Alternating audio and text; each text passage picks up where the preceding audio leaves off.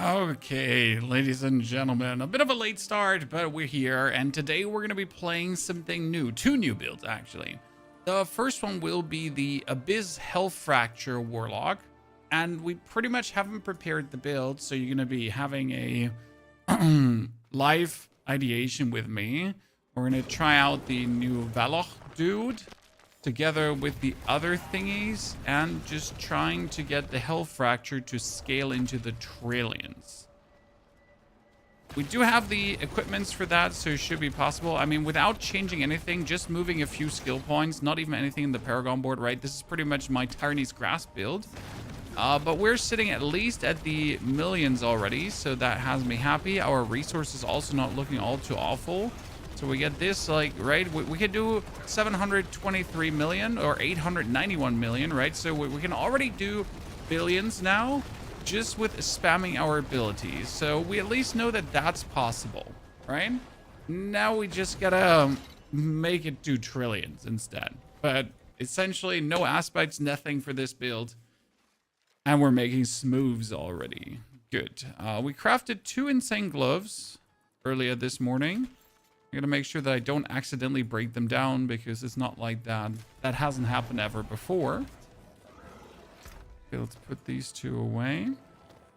So first things first is we're gonna have to get rid of our weapon because our weapon won't work for this build. The ground poppy is not gonna do it. Then we need Tethamet. Tethamet? The weapon, yeah, here. A spine of Tethamet. Do I have this as a 120% one? No. So we have it as a 110% one with a fizz damage multiplier, which is obviously terrible, but at least we have it, right? And just probably critical strike this up. Yeah, should work. Weapon temper, critical strike chance. Ooh, and we do actually have to craft an offhand. That hasn't happened in a while. Oh, ladies and gentlemen. Interesting. We have to craft a focus. Would you look at that? Luckily, I kept a lot of focuses. Just for the sake of what if I ever need one? Answer is, I need one.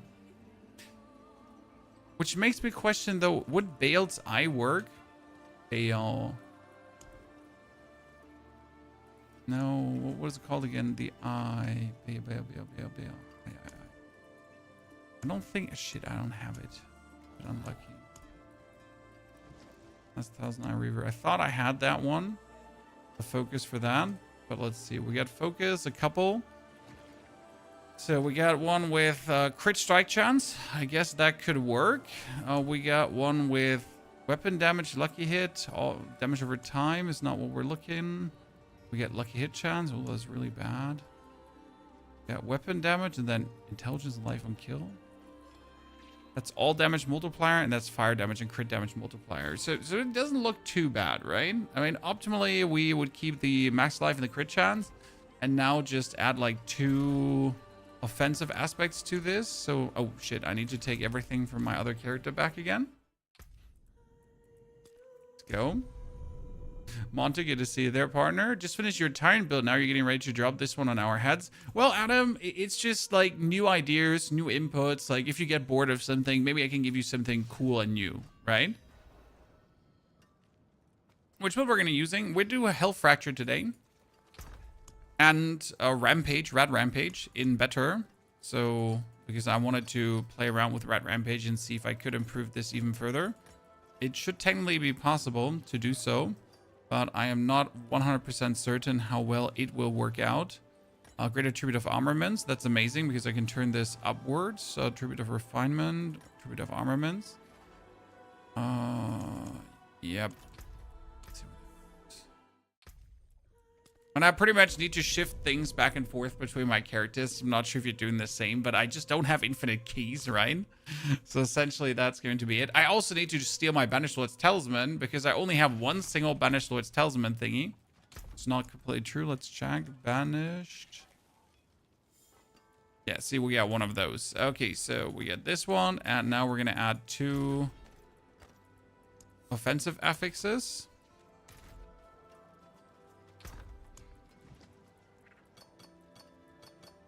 Good. What platform do you mainly stream for? I don't stream mainly for a platform, sir. I stream on YouTube and Twitch, and I don't like the one more than the other, right? Okay, shadow damage multiplier and damage over time multiplier. These two are completely useless. I need to remove one of them and hope it doesn't remove the critical strike chance. And then I'm going to add a better one, hopefully. Again, it was a shadow damage multiplier. Oh, let's do a focus reroll and hope that a different one comes out. Critical strike damage multiplier. Thank you.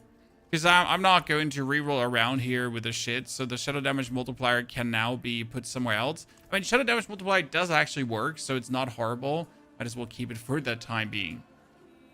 But almost got annoyed there, right? So what we're going to do is we're going to do attack speed on this one. Yeah, we're going to temper attack speed. And we already get the good crit now, so this one is going to be faster hitting. 10%. Nice. Max roll. Look at this. That is pretty nifty piece of equipment now. 25 it up. I like... Oh, dude. 70%. 17% critical. Damn. That's good. Okay, we're going to do on this one, not the crushing aspect, because I have crushing on my gloves. So these gloves are going to stay for now. Even though, like, the fire damage multiplier is useless, right? It's sad because the fire damage worked obviously perfect for Titan's Grasp, but the attack speed is just great. Which means on the offhand, we could take something like Hatchmaster maybe, but Hatchmaster would only work if I was full. I could try Conceited if I get Barrier. I'm not entirely sure if we're going to get some kind of Barrier in the long run, but might be, so we'll have to see that. Do you think they'll make war plans shared across classes? I doubt it. It seems to be pretty clear cut for me that you're supposed to do the war plans on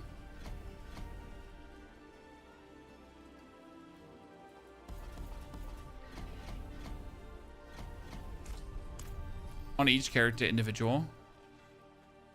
And that makes perfect sense to me. So now we get the Tethamids, and we already could do 1 billion damage, right? With our health fractures, without actually having had Tethamid. So that's going to be intriguing to see how much this is now going to do for us. James, happy birthday. Thank you, my friend. Appreciate it. Paladin build different than the Hammerdin build. I haven't looked at Paladin at all, right? Multiple target dummies. Now, this is like how you're supposed to like be spamming away with this, right? So you're gonna have like this go and go and go. It's like really beautiful. All we need to do is we need a different set.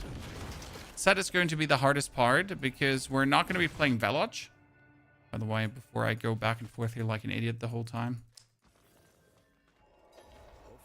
Yeah, there won't be any war plan changes this weekend, exactly. There might be adaptations towards the next seasons, but I don't believe that the war plans are going to be touched on in any way.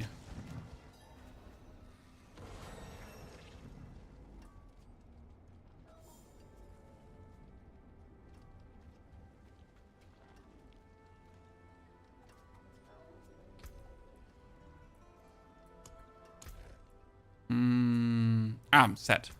So we get currently the Abaddon's Flesh, which obviously doesn't work, and we get the Fur of the Nameless, which is not true. Fur of the Nameless might work.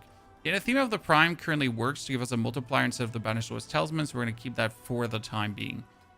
What we don't need Memphis Fulcrum. We don't need this. We don't need that. We can actually kick these three out. No, we got to keep these three for the time being because they have occult skills. We're going to kick you out because you're useless. And we're looking for the set, the Phoba of Horazon. And I might have accidentally destroyed all of them. So I got to look out that I didn't accidentally break them all because I really need a lot of these. Because this is here, Demonology skills. Health Fracture is not a Demonology skill. That is actually a bit unlucky. It says Agrim increases damage per active greater demon summon. So that's going to be our plan to get the 5-set bonus, gain all Soul Shard demons, and deal 200% increased damage. Which is actually quite nifty if you get that. We've seen the cow level discovery. I've seen it. I'm not too interested because it's completely gimmicky, right? I understand the obsession with the cow level to a degree. But it's kind of like, it has like zero gameplay relevancy. right? It's not like going to change how we make builds. It's not going to... It's just there.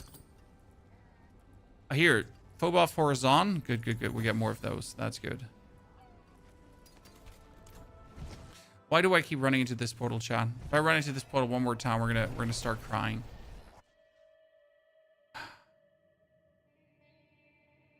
Does the Warlock offer minions? Yes, but the minions that are offered with the Warlock are not minions. They're kind of different, okay? So they work, yes, but they do stuff in a different way. We need a bit space here. I can put in my all of these for the time being. So we need Horizon. That'd be the Beru. That'd be the Phoba, but we can reroll this. Actually, we have to reroll the other Phoba because this is Abyss skilled. So that will work with my Hell Fracture, which is an Abyss skill right now. We get the Mlor, we get the Linta. Linta we didn't have yet. Okay, Beru, Phoba, Mlor. And we need the Fur. Beru. That's a cold skill, so that actually works. Nice. That is Linta with Demonology, Linta with a cold. Does work as well. I'm surprised how good we have it right now. Like, I accidentally kept the good ones. Phoba with a cold as well. Jeez. That's a boost. So we need only the Mlor as something different. Right?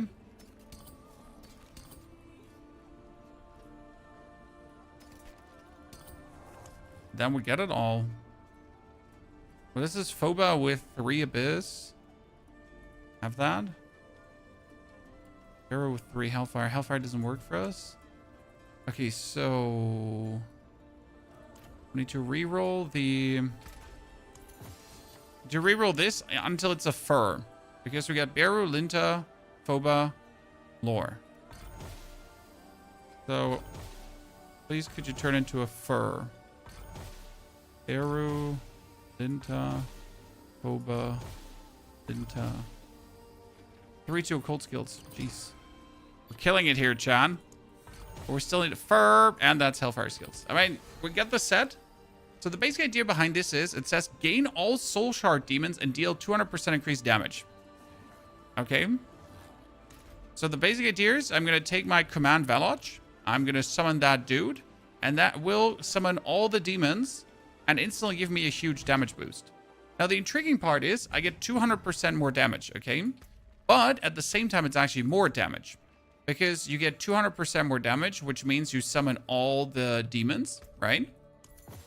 But Agram says, increase damage per active greater demon summon. Uh-huh. So if I now summon the Veloch, and I get all of them, then suddenly my Hell Fracture is just going up in damage like there's no tomorrow, because everything just scales, right? And we're just getting the big numbers suddenly out of nowhere without actually changing anything. And we pretty much just have to keep them online. And then we can also like pop down our Hellworm here and keep spamming, and suddenly we're sitting at billions of damage here. Just like that.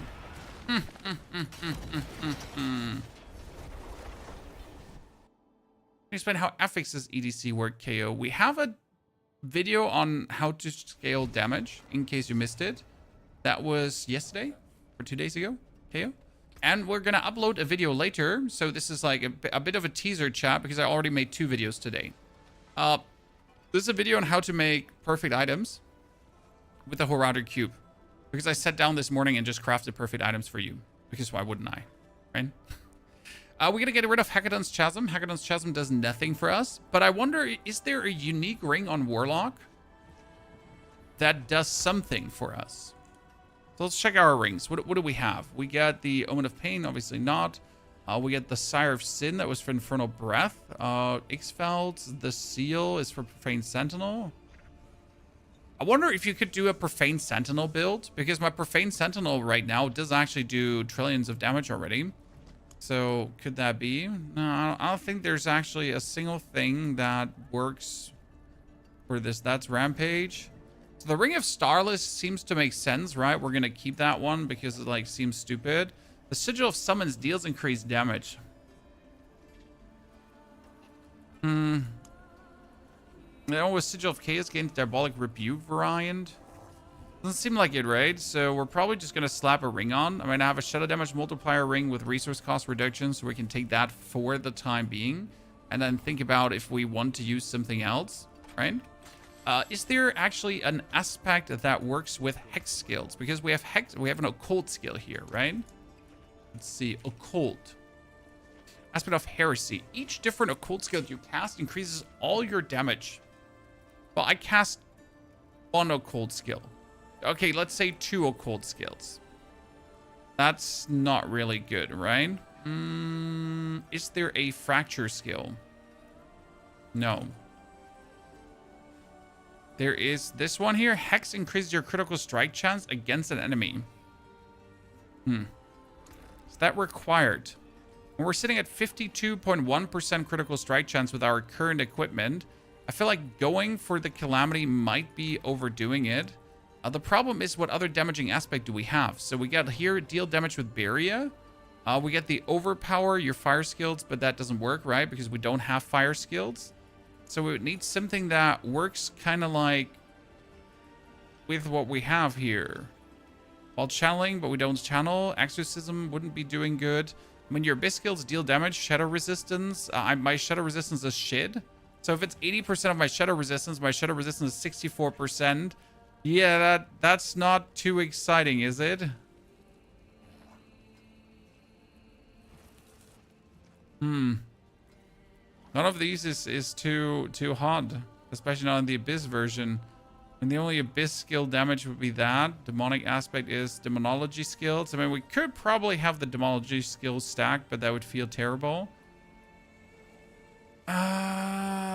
Increase 2 enemies who have not hit you in the last 2 seconds. Okay, like, let's do this. If I just destroy them before they hit me, I win. You know, like, I guess, let's just, for now. What I need the Hemat Stone. Okay, so this is something that's missing. There is a unique, and I don't think I have actually picked it up ever. It's called the Hemat. Let's see. Oh no, I have it.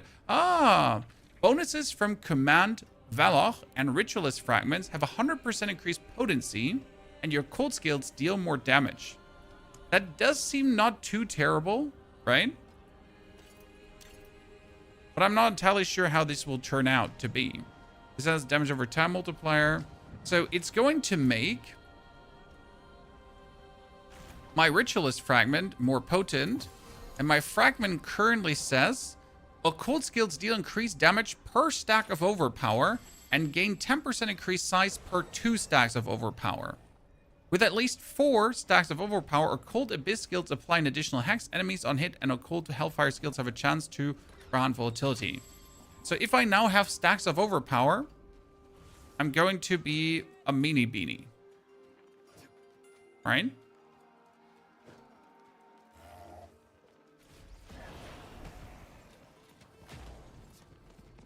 How will we now get stacks of Overpower, though? Katie, good to see you there. Hope you're doing very well. Okay, I do this. We instantly have 16 stacks of Overpower.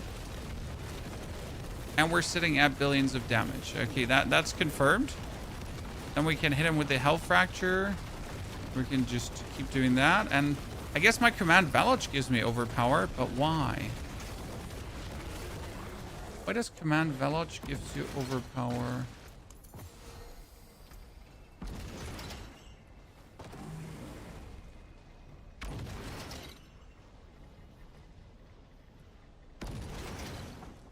Varloch increases your maximum Overpower by 8 and maximum Wrath by 80. Wow.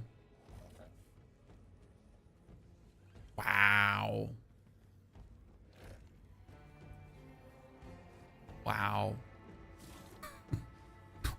Wow. That means we need to take something. And what do we need to take, Chad?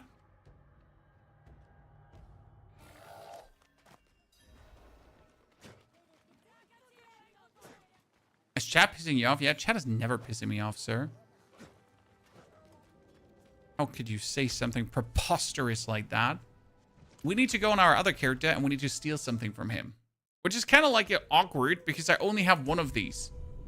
I know you probably will face the same problem, right? You will like get to the point where you only have one of a specific item and just have to swap it back and forth.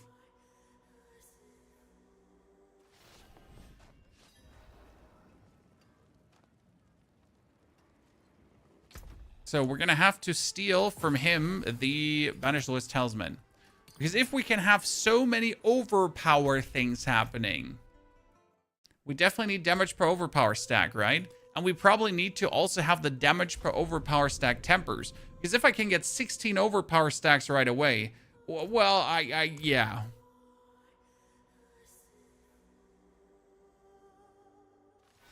This build is kind of like writing itself. I don't even have to think about this, right? It just makes it.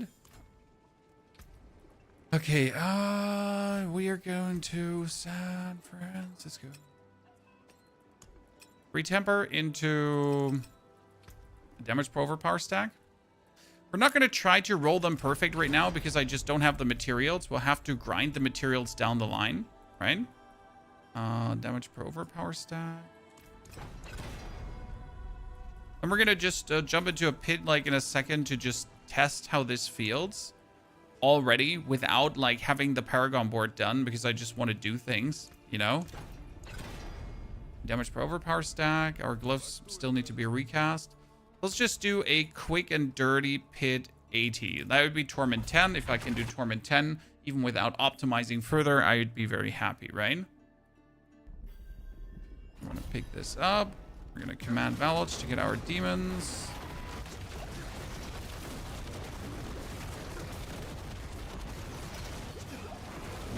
There's our overpower stacks and there's our damage, right? Okay. Works. We now need a movement skill of some sort because right now we don't have that.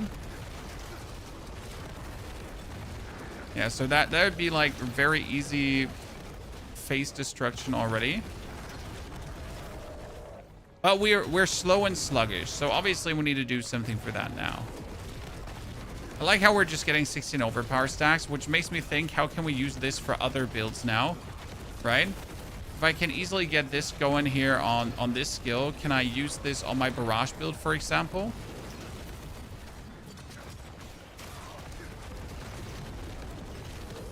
Oh, this is nasty.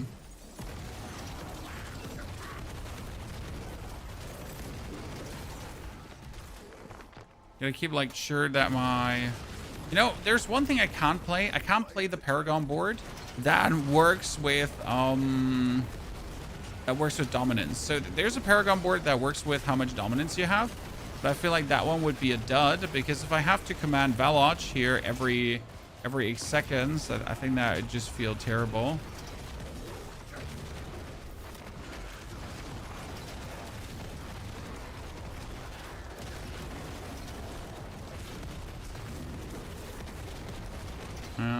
Probably not going to be too hard. Fallen Commander Helm is your favorite movement skill. I haven't messed with that one yet. We need to bring movement into this build because this is like obviously slow and sluggish. Also, we're gonna check what kind of Paragon do we want to play. So we're gonna... Wait, let me just finish this one. When we clearly don't need any... We clearly don't need any kind of resource. I mean, that one is taken care of. It's silly. Look at this.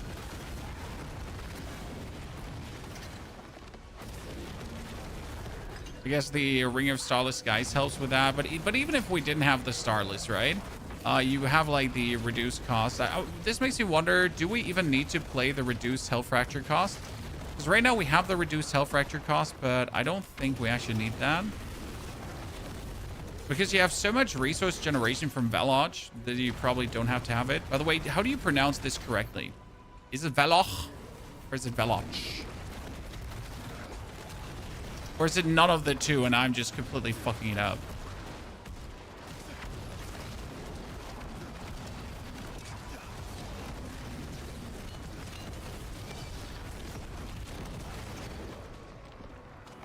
Have you noticed that if you at least one skill that can deploy summon for a couple of seconds, then you have Nagu C together, you get infinite wolves? Oh, yeah, sure. You will always have infinite wolves. So Nagu is like, there's a reason why Nagu C is so popular. Okay, so for like Torment 10 done without any improvements to our actual build, chat. This is just cute. How absolutely disastrous this was for our opponents now. Okay, let's see. We got Attrition. This is an Arc Fiend skill, so this is completely useless for what we're doing. We got Demonologist. That would actually work, and we always have a greater demon summon. But it's also not a Demonology skill, so also useless. We got the Hellforge, also useless. We got Icar Carapace, also useless. We got Arc Fiend. Okay, none of our skills. Not a single one. Oh, no. Yeah, so... not a single one works. Fuck. That's awkward, kind of. So, happens, chat. So we do billions of damage without shit working. I get Destruction. Each hex stack increases Abyss skill damage taken by enemies up to 8% based on their missing life. I guess that could be good. We also have Eldritch Side. Dealing vulnerable target increases your damage. Yeah, probably. Occultist.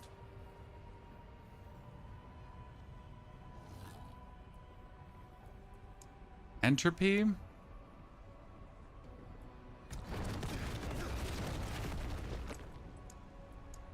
Okay, let's do Destruction first. I'm gonna mess around with that.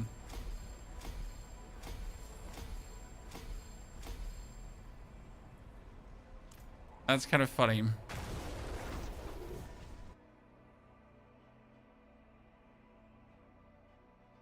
do you think about using the Domination rune on Reg? Terrible. Terrible. Domination is terrible on Reg. Absolutely terrible.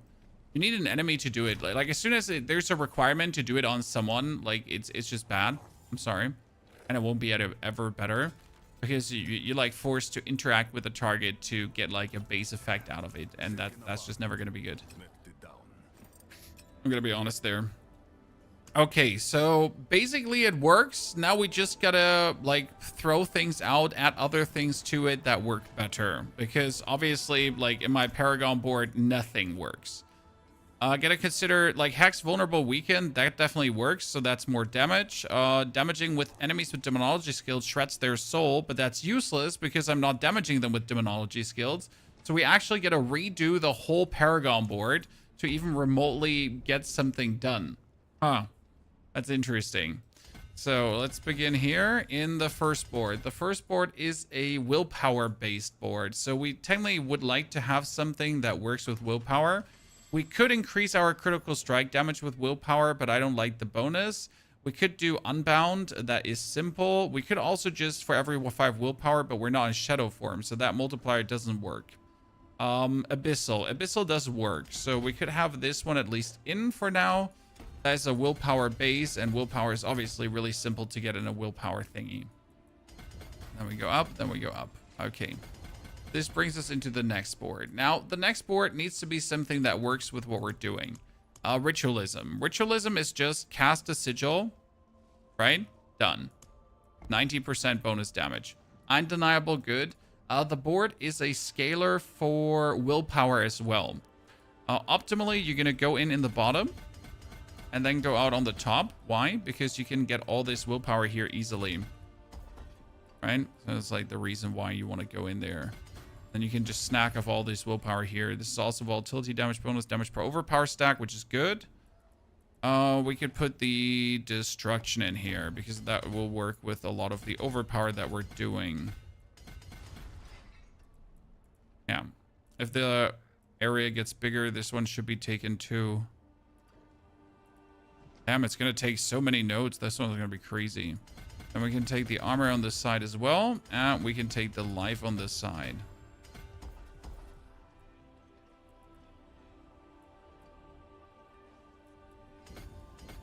And that one life as well. So This brings us to the next board. And the next board needs to be Fathomless. Each demon you've summoned in the last 6 seconds increases your damage. That doesn't work that well because we don't summon that many demons. Dominion is spending dominance. Would actually reduce our wrath cost. However, the problem here is that...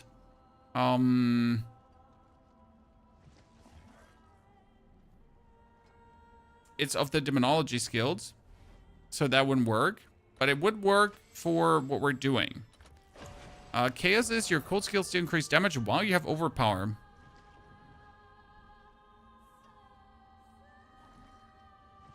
I guess Chaos works really well. I mean, Chaos is 100% damage, and we always have Overpower stacks.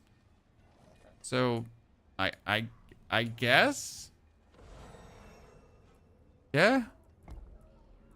Oh, what a shitty board. Oh, what a shitty board. I hate these boards. Because you never know exactly where you would like to go. So obviously we want to go for the control here, right? And we kind of want to have the resistance. But you want to have the critical strike damage. And you'd like to have the critical strike damage there.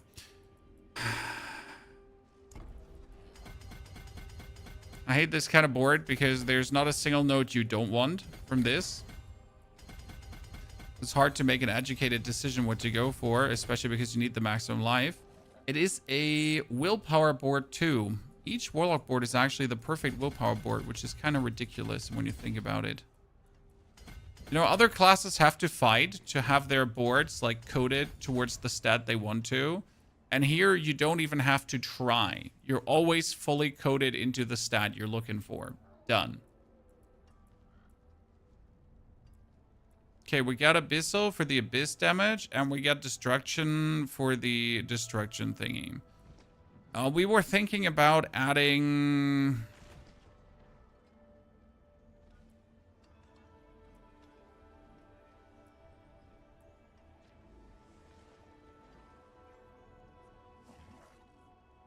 Empowered.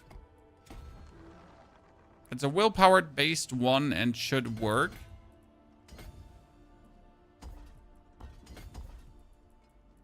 Down the line, once we can activate it as well. Great. I want everything in this board, which just causes me no measure of pain, right?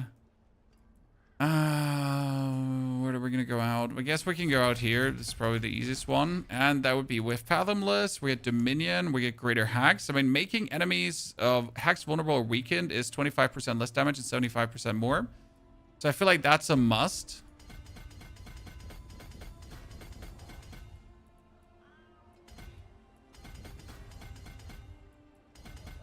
I got it. What's the barrier thing in Diablo 4? Is that shield? And if yes, how do I recognize it? Barrier is that blue around your life bubble. Once you have that one, you know, like, bury it. Very good. And barrier is always wanted. Barrier is king, to be honest.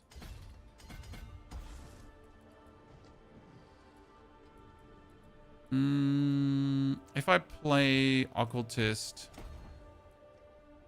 to see about that. So this is 1, 2, 3, 4 boards. It's I'm probably gonna end up having like a willpower based board here as well. Like not a like what we're doing here. So this kind of looks terrible. We're gonna end up being a willpower based board because you have to like go from this side. You have to go over as well to activate this one too. Okay.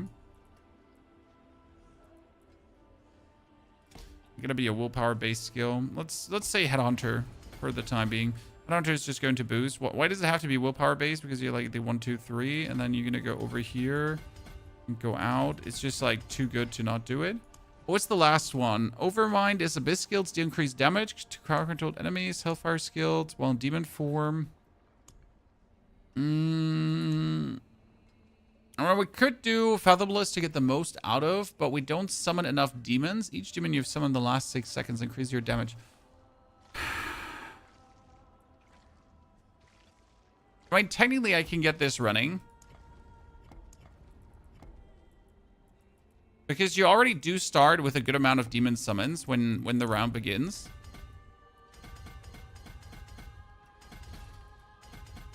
You think about it.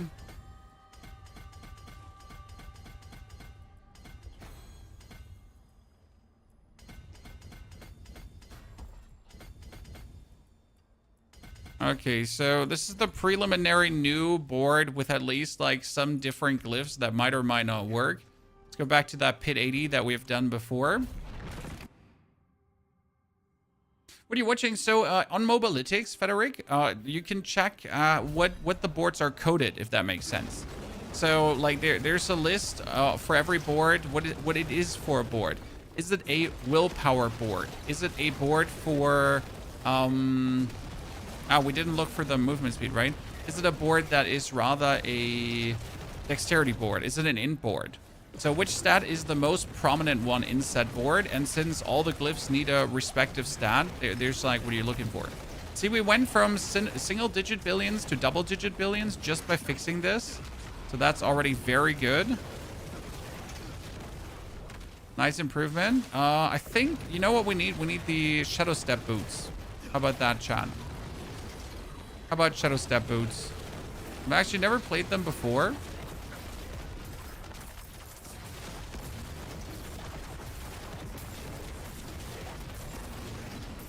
Does it seem a reasonable approach?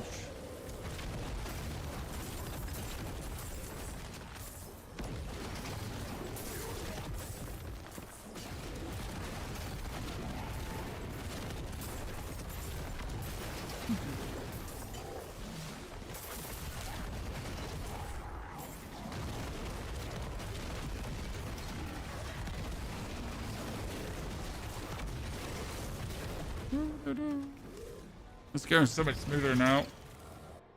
You're gonna mess with Rogue this season. I'm gonna mess with every single class this season, okay? It's just a question of like finding the time. I mean, I was thinking about starting with Druid this morning already, but then I actually decided, you know what, instead of starting with Druid, I want to do like some of my Warlock builds still. So this one was one I had like in my mind for a while. But I also want to improve the Red Rampage, also with the same set that I'm actually using for this Warlock build right now. So we definitely got to do that. And we obviously have to like get a different movement skill in because not having a movement skill is like quite devastating here. But yeah, we will do Druid. We probably Boulder Druid because I'm really interested in Boulder Druid to see how that works. The new version of it looks so cool. I want to do Storm Druid. I mean, we just did Army of the Dead Necro. That was super cool. For Necro, we also have like 2-3 more builds that we want to experiment around with. So generally speaking, there's just a lot on the horizon, right? Dude, the damage is nasty though. Like right, just for randomly thrown together shit, this is amazing. Right, the only good thing that we have currently is the talisman probably to make this work. Is Dreadclaws a lot weaker? So the problem with Dreadclaws is that I think it needs to spam to really reach the pinnacle of the damage, right? Whereas, as you can see here with this build, sure, I'm spamming as well, but it's a whole different quality of spam. It's 1, 2, 1, 1, 1, 1, 1, you know? Like, it's a whole different quality of spam if you notice, like, how we're playing. I mean, we're doing, like, 1 or 2 casts per pack of mobs, and this will only get better down the line, right? And I can do it from the distance too, so this is also pretty amazing, right? I can sit here on the other side of the room and I just can live my life, right? And just have fun nuking things into smithereens. So I hope you understand why that's quite different to how you play Dreadclaws. Okay, destruction, we can level this all the way up, so it's going to be already upgraded. So like, I love in this season how fast you're getting like your goddamn sigils maxed out, right? When I just got 1 to 51, that wasn't 51 before. And a theme of the primes, it needs to be ancestral to be turned into a charm. It needs to be ancestral. Trillion damage not the standard. No, the triple digit billions is the standard. So you need to go for a turn to charm. Okay, here it says craft unique charm. Then you're going to put in an ancestral, and you need to pull in 3 charms yourself. Okay, otherwise it doesn't work. Hope that makes sense for you. Okay, we need an ancestral version of the Hemet stone. I don't know where it actually drops from. Hemet is from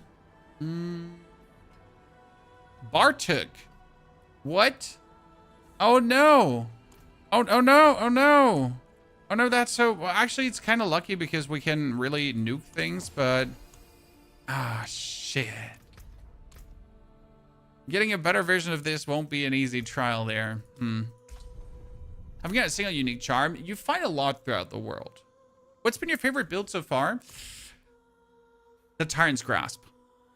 The Tyrant's Grasp, just from a mechanical standpoint on how you play it, just like from an understanding of how much fun it is, how you like scale it, how you make the most out of it. I think that's just like really what has my main interest, because it's so cool to mess around with that. It's so cool to kind of find out all the ins and outs and just like really, you know. The Himmet Stone can also be from Astaroth. For me, it says only Bartik currently. But I wonder if the Eye of Baal could be good for this build. So here, let me take the Betrayer's Husk here right now. Oh, we're gonna go to Torment 10. Do you think I could kill a Torment 10 Bartik already? Chat? Torment 10 Belial? Just for the shits and giggles?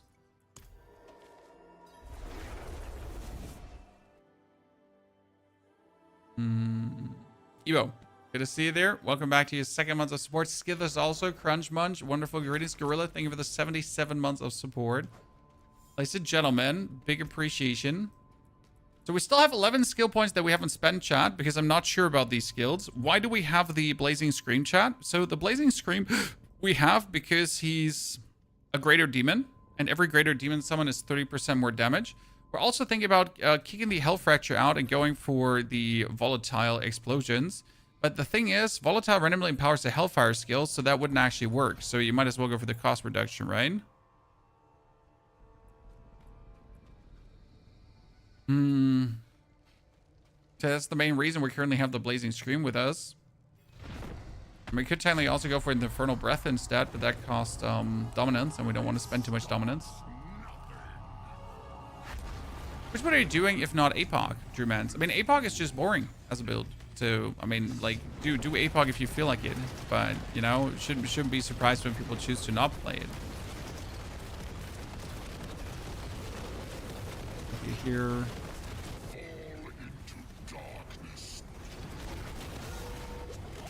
Especially, why do APOC when I can scale my Hell Fractures, hopefully up to do potential billions of damage, right? And trillions of damage, sorry. If my Hell Fracture does trillions of damage, why would I even bother with APOC? You know?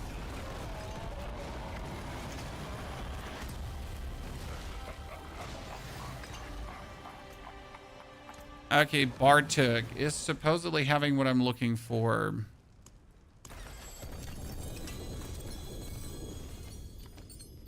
Well, that was not what I was looking for. So this is the Eye of Baal. It says Soul Shard skills and their demons deal increased damage. Now, considering that I have all the demons, right? Every single time. Maybe that could be good. Also, casting a Soul Shard skill increases all your damage by 10% up to 50. Considering now that I play an aspect that gives me 60% more damage, wouldn't the Eye of Baal maybe be better? We get a new Hemid Stone that is a 30% one.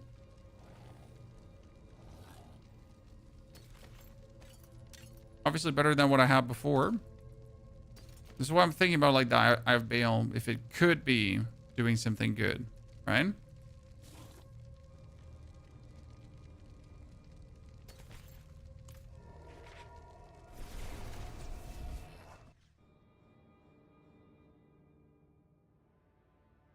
Oh, APOC is not broken. No, Drew. APOC is far from being broken. I guess the only broken thing about APOCs is the size. I guess we could legitimately say that the size is kind of like stupid because it touches the whole fucking screen. More or less, right? That's not okay. I'm sorry. You're not allowed to cover the whole screen in one skill just like that with minimal downsides. It's silly goose. Forward to occult skills. I didn't even notice this, but that's kind of funny, chat. Woo! I love that. Okay, ladies and gentlemen. My basic idea was more damage. All right, we need to do more pit. Yeah, boots. How are the boots called again for Warlock? I'm like checking my list. There are the footfalls of the waning world. I'm not sure if I kept a single one because I don't like them, right? So the basic idea is your evade is now another step, and your evade cooldown is reduced by a second as you lose or consume shadow stacks. And the basic plan would be that we have the boots and they carry us around the world. Hopefully.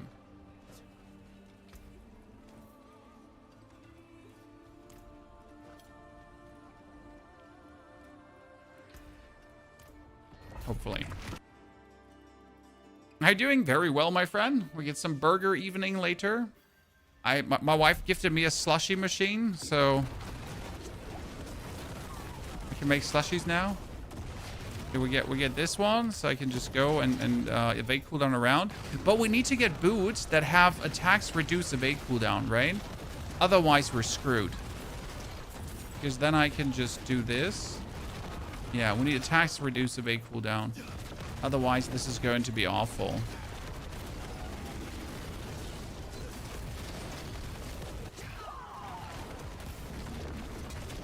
But then when I get that, you know, we can just dash and then just go to the other side of the planet. Yeah, suddenly we're up to 15 billion damage, Chad. I mean, highest we've seen is 30. Getting into the trailings in no time. Okay, this is definitely somewhat faster than what we're doing before. But I guess being slower would have been quite the challenge. Sorry. Have a great birthday. Today's birthday, sir. Day just started. When we're playing video games, I guess great birthday ahead, my friend. Hofnarren, moin moin. Thank you very much for your support. Be careful of those boots. If you can trigger with the item to make it safer, it can re-roll the evade charges off. But why? We haven't done any slush experiments yet, but we're definitely going to start tonight. With gotta start making alcoholic slushies. That's the secret plan. Don't look a day over 21. Ah, Thun Runner. I have long hair right now. Do you know how much this ages me when my hair is not cut short to like 4 millimeters? It literally steals years of my life.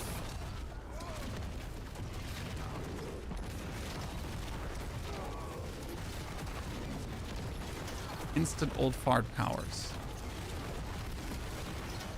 55 tops, exactly. That's what we're talking about, right? Andre, you see there, partner?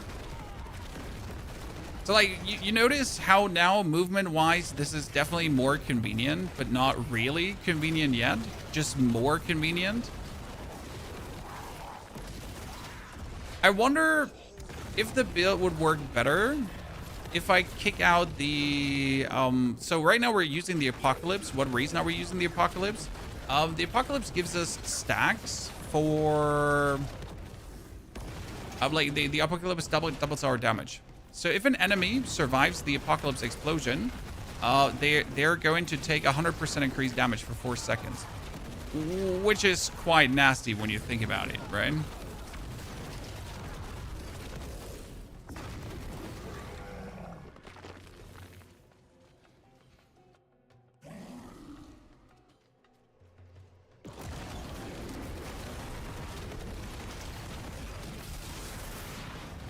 Not sure the old version of slushies works great. Oh, it works with lower grade alcohol. So like around 15%. Did my research already. Ha ha ha ha. I wouldn't have done my research. Come on now. Be reasonable.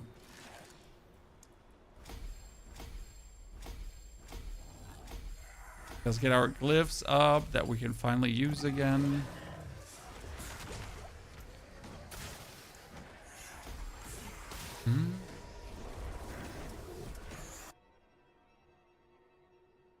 Was the wall of stone around you? That's a rune. So we're currently playing the Igni Quake combo. That gives me the Earthen Bulwark Druid skill every 8 seconds. Ooh, I found an amulet with vulnerable damage multiplier. That's one of the best bases out there. Crafting bases. Chat, you'll hear this many times. Unique affixes are random. Nope, there's no way to reroll them. You just have to get more of them. So you're essentially not re-rolling, you're just getting more and more and more and more and more. Did I just get a weapon with 3 greater affixes? A damage over time multiplier and physical damage multiplier. You know what? I hate that. This is also damage over time multiplier, and this is critical strike damage multiplier. I can remove the core stat and the maximum life. Yeah, that should work. Those are 2 good bases. The other ones are just sad. Okay. I need Footfalls of the Waning World. Who drops that? Hood. No, from Astaroth? Really? Really? From Astaroth? Are you kidding me? How likely is that? God. Christ the Almighty. Why from him of all the dudes out there? What bullshit is that? From Astaroth. All the dudes. Yes, Mike. You don't understand the Herodic Cube shit. Did you watch our video on it? I'm not trying to sell out my videos, but did you watch it? Because it really breaks it down hard. But I got another video coming today, again, that actually explains step by step how to make perfect items, okay? It really breaks it down. Like, it comes out later tonight when we're done with the stream.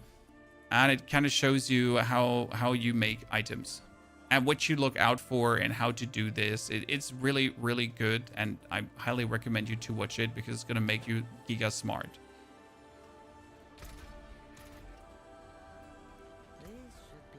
So we need these boots in better because my boots are horrible. Now, the problem is if they're dropping from Astaroth, we're not going to get many. So what I'm going to do instead is I'm just going to roll some boots here.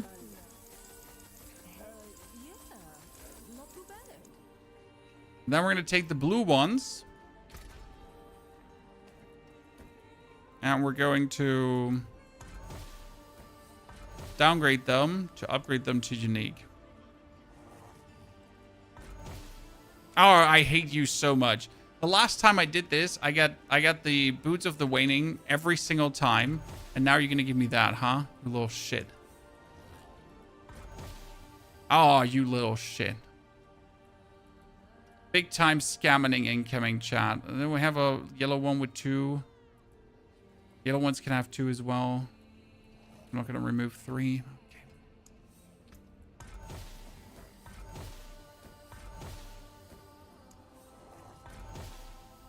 Oh my goodness. Everything but the one I'm looking for, huh?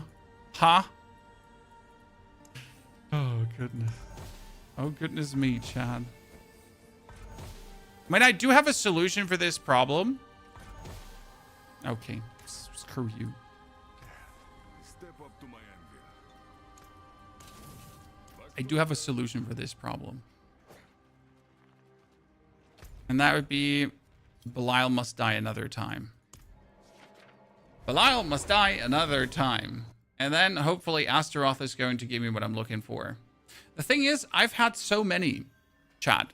It's an actual problem. I had so many Footfalls of the Waning World, but I just kicked them away because I never thought I'd need them. You know? I thought I'd never play them because I thought they're stupid. Oh. Yikes. Right?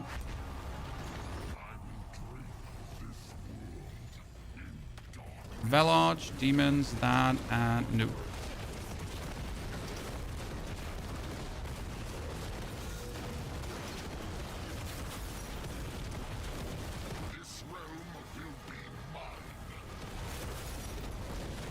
Oh, where is that? Okay, destroy. Play others? No, we haven't played others yet. I mean, come on, it's like relatively close to the start of the season still. Astaroth. Boots. At least one. Bunch of other stuff that we don't need, but at least one boot.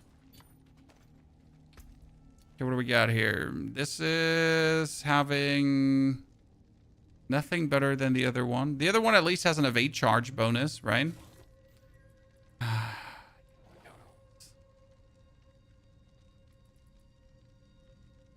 got a litany. We don't need the binding. We have hackathon. Could have potentially gotten a better one. Well, now we gotta deal with these for now. Gonna have to farm Astaroth later, I guess, and just accept that this is the reality of things. I mean, we can at least smash some footfalls together later to get a better one, right? What can you temper on boots? Can you temper? Vague cooldown reduction, I guess. I mean, preferable, I'm going to take the 0.68 ones, and they're going to get a vague cooldown reduction.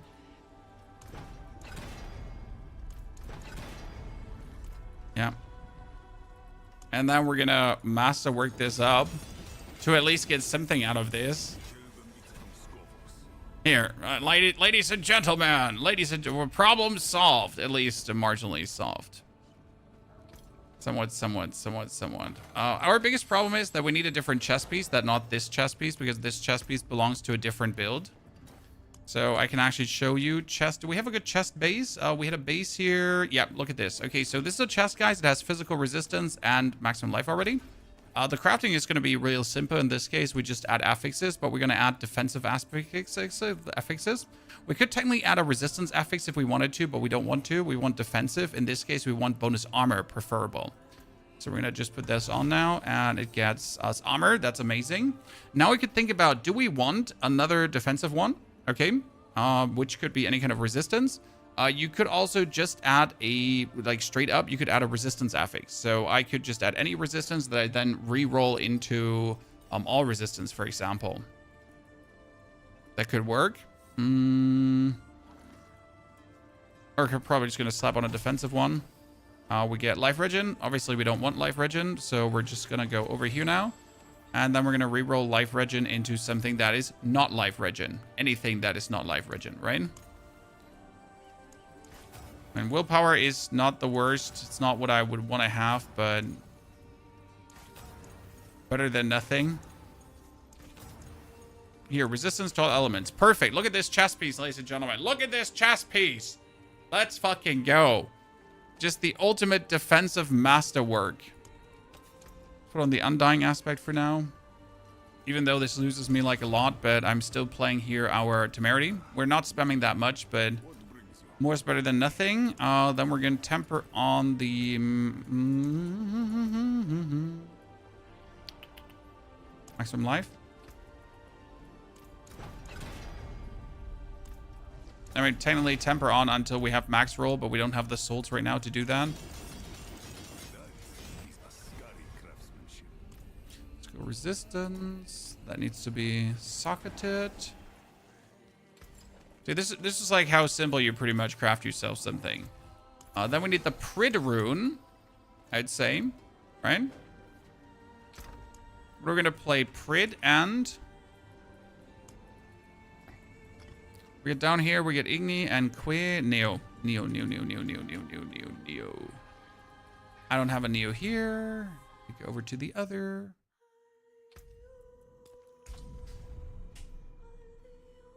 Is level the priority? No.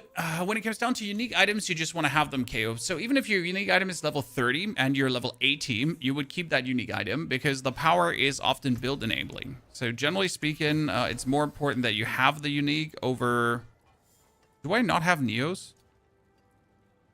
Do I literally have just one Neo?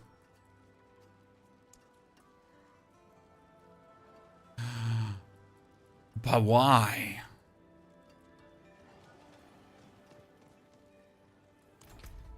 Do you know how unhappy that makes me? I'm going to use the Sir. It should work as well. I've been watching you a lot. I get an issue you might be able to help with. Always use protection traps. Okay. on the battlefield and in the bedroom. Very important. Don't want to catch something nasty. If there's anything else I can help you with, just keep asking. Got you covered. Yes, the cow level was found. The crown was found. It seems to be possible. Everyone is excited. People are going crazy. There are forum posts about it everywhere. So I tried to do my evade cooldown reduction, ignoring the fact that the evade cooldown reduction is utterly useless. Because...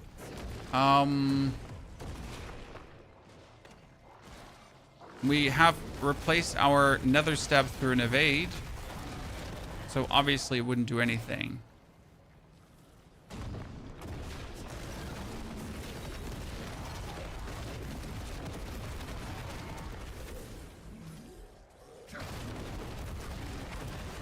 Surely that makes total sense to you, chat.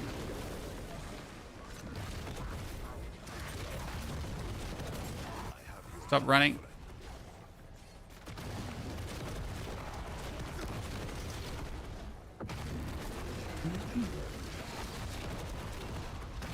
Surely that makes perfect sense to you. After playing the Tarn's Grasp build, this one feels like so slow.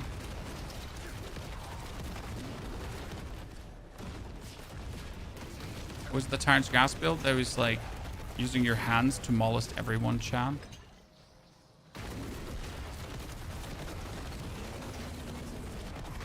That was a lot of damage. Damn. Did you make a build video for this build? No, we're just putting it together. So we're just trying to feel the ins and outs and how this works. I mean, like, the build idea comes pretty much from the Necromancer. So in the Necromancer, we use the Banished Lord's Talisman and Overpower stacks to our advantage. And oh boy, like, oh fucking boy, the advantage is ginormous. The amount of Overpower shenanigans that we can do is illegal. And now we're like, so if the Overpower stacking works so insane with the...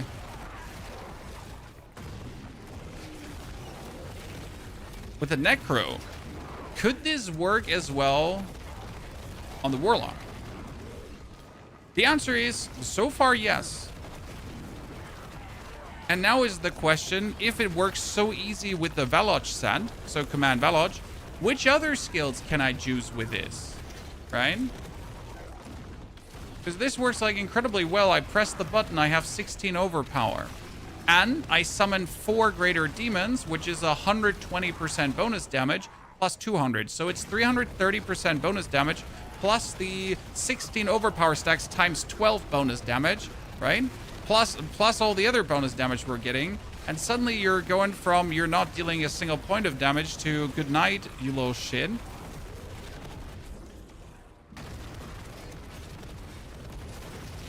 And that's super fun. And we're just scrambling along here, right? We're not even close to having the build actually completely put together. I mean, we don't even have our goddamn glyphs put together. So here, let's activate all the demons we have, right? And boom, boom, boom, done. That's simple. Now let's get our next glyph over to legendary. So that would be empowered.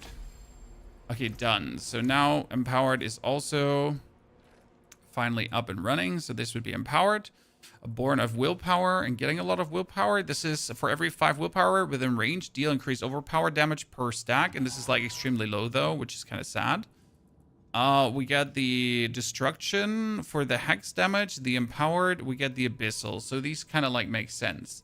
But that's only like, and then we have Headhunter here for some reason. But we're missing like one more. So there's like another one that we could take.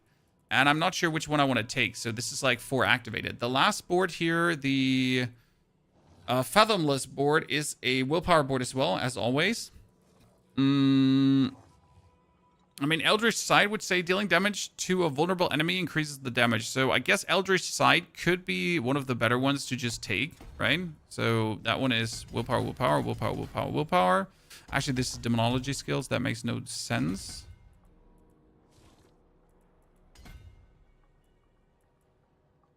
And we just have to harp like more into willpower nodes.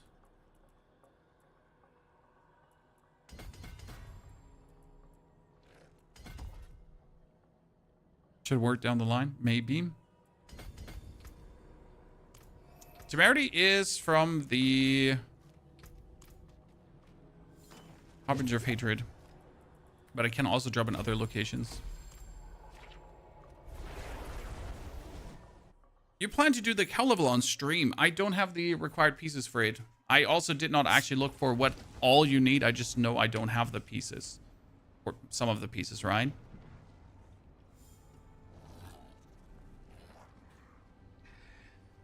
Oh, my dad wrote me, by the way. Let me check. Can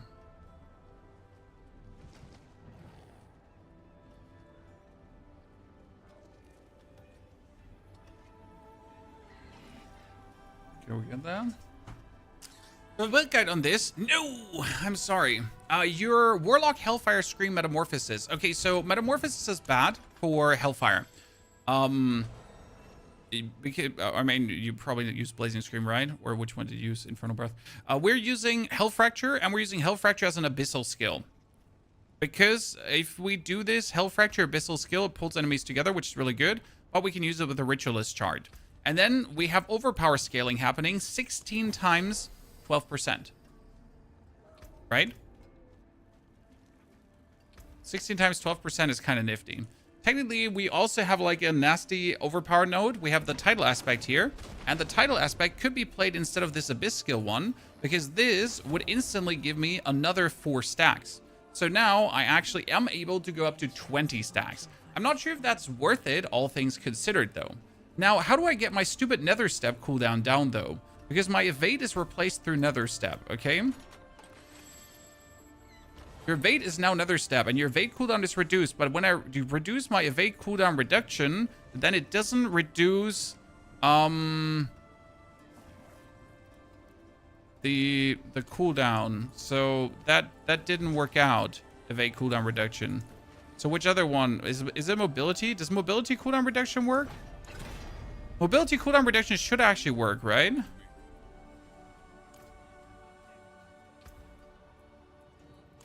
Rogue, doing pit 150 in 30 seconds. Well, it sounds reasonable and balanced and absolutely like people want it to be.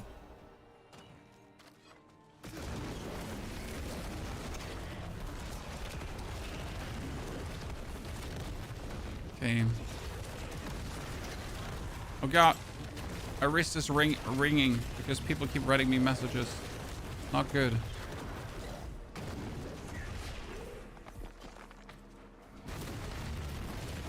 Cooldown reduction is under resources. Should be under resources, but sometimes also under utility. So the problem is that some of the ones that should be where they're supposed to be are jumbled around for no apparent reason, bud. Okay, so we have 20 overpower stacks, chat. That was relatively simple to achieve, as you can see here. So the 20 stacks is like just press the command Veloch. Easy peasy lemon squeezy. You just gotta think about if I want to get rid of the...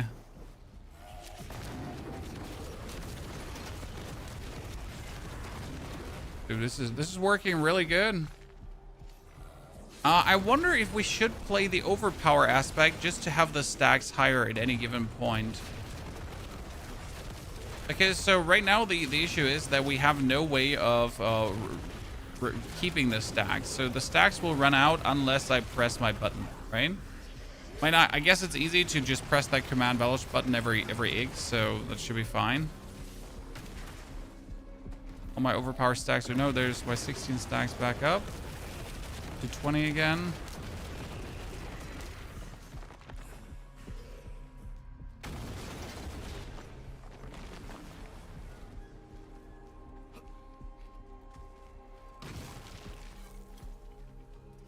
Exactly, Mill. Have a good time studying. What's your number 5? My number 5 is the command skill for my demon. So we need to command the demon, because if I command my demon, it also has like all the other demons. Like you might notice here that I have Angram, I have Abodian.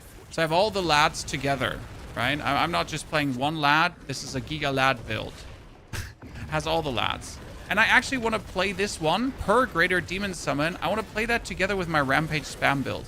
I'm not sure if you remember the rampage spam build. It's a very strong one. It uses like, it was summoning red demons like crazy to do a lot of damage.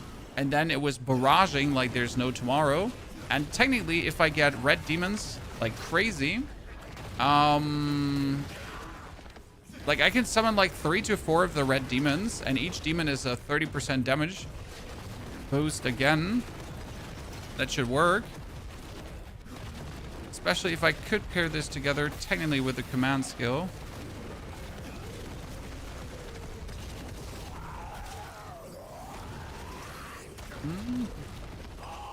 So he just got pooped on, Sean. He just got pooped on. Okay, let's get our final skill here all the way up. And then we need to work on getting proper things together. So the overpower stacking is working. That part of the build is absolutely nailed in stone right now. Do you like the new Warcraft Legends skins? I bought them all. I bought them absolutely all.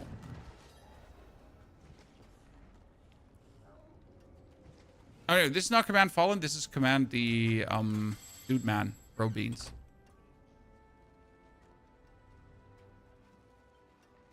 Bunte Farbe, Dankeschön. I got them all. The whole package. I got a question mark for you.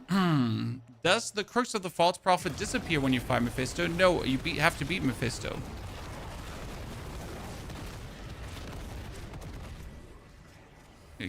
Kiss me on the lips, sir.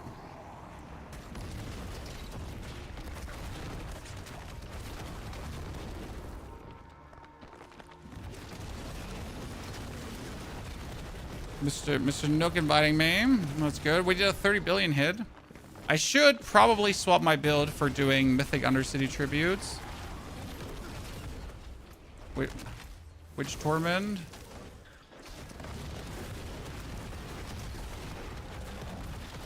Oh, I gotta swap builds then. I'll swap build for that.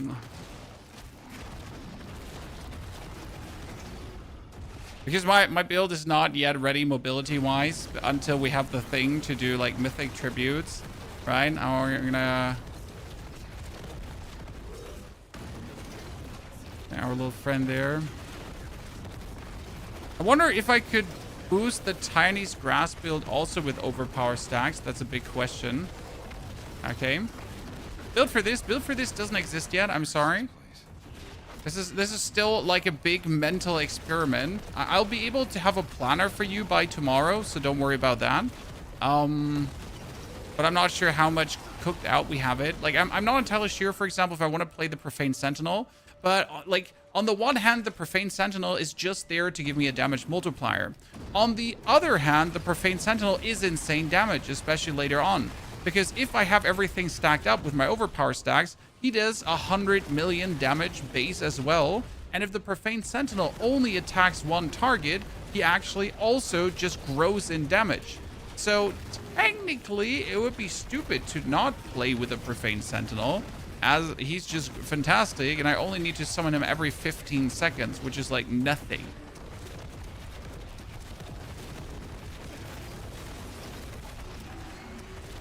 The same, by the way, why we play the Blazing Stream, because it's also like so simple to just have going on.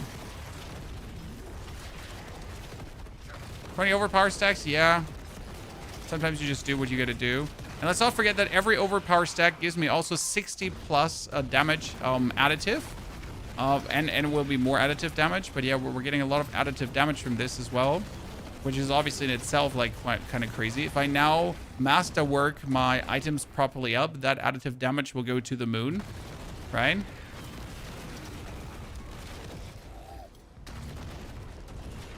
Get this one here quickly over with.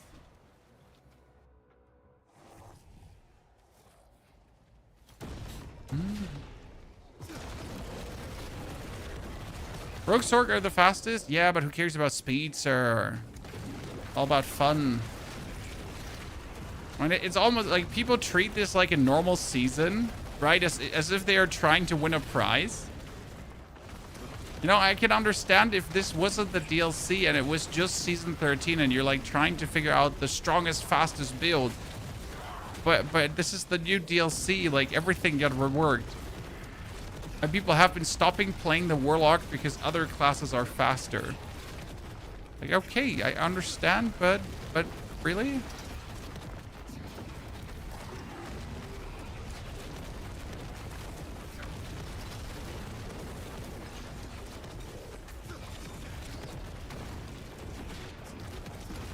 The skill tree isn't final for this build as well, my friend. Well, now I'm really unsure if I want to keep the Hellworm, because the only reason I summoned the Hellworm here as well with the Sigil is for the Paragon board, okay? Oh, look at that damage. You see this? So I hit him with 4 Hell Fractures at the same time, and each Hell Fracture did 40 billion damage. And this is and each Hell Fracture erupts again, right? So the idea is that you increase the size of these Hell Fractures, and due to the huge size increase that we get from the Overpower and everything, there will be the point where the guy in the middle gets hit by all the Hell Fractures, right? He's just going to be like, oh, no, not the Hell Fractures. And they're just going to pummel him left, right, and center. Okay, I'm missing these here. That's bad.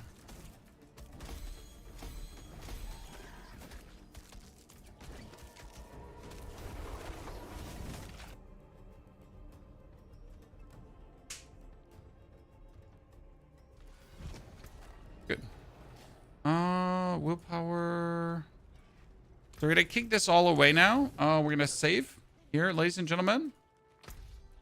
We're gonna put this in, save. This is a rename. This is fracture. Then we're gonna equip the other one though. Okay. Ready?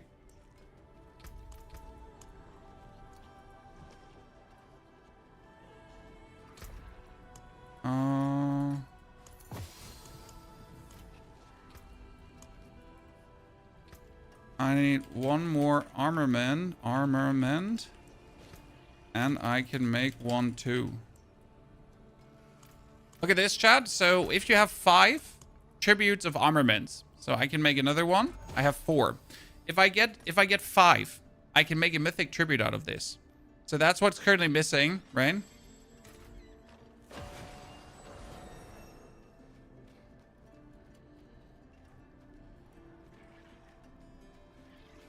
We're reskilled here quickly into my other build. What is my other build? Tyranny's Grasp. So for the people that haven't seen it yet, let's quickly go kill the broiler. I guess I can do some more plan progress.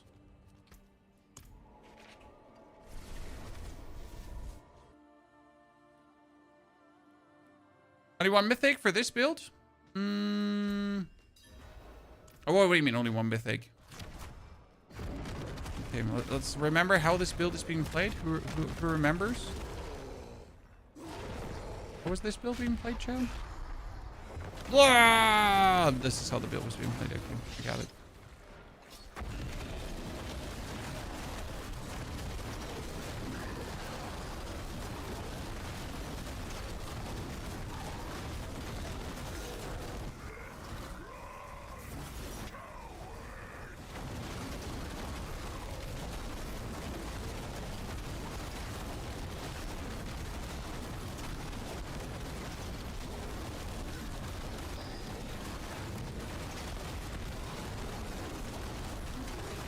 I'll work plan some until then. So this is the original build, but obviously this is not what we're planning to play today. We're gonna go back to the Hell Fracture in a bit, as soon as the boys are ready to rock and roll.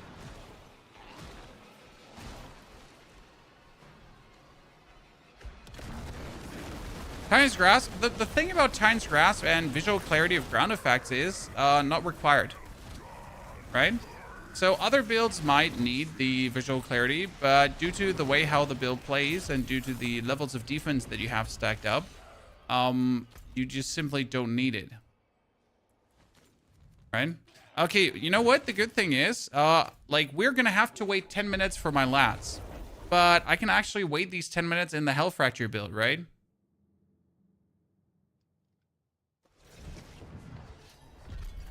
So I can just go over, equip the Fracture, and go for the Helltide quickly. Yeah.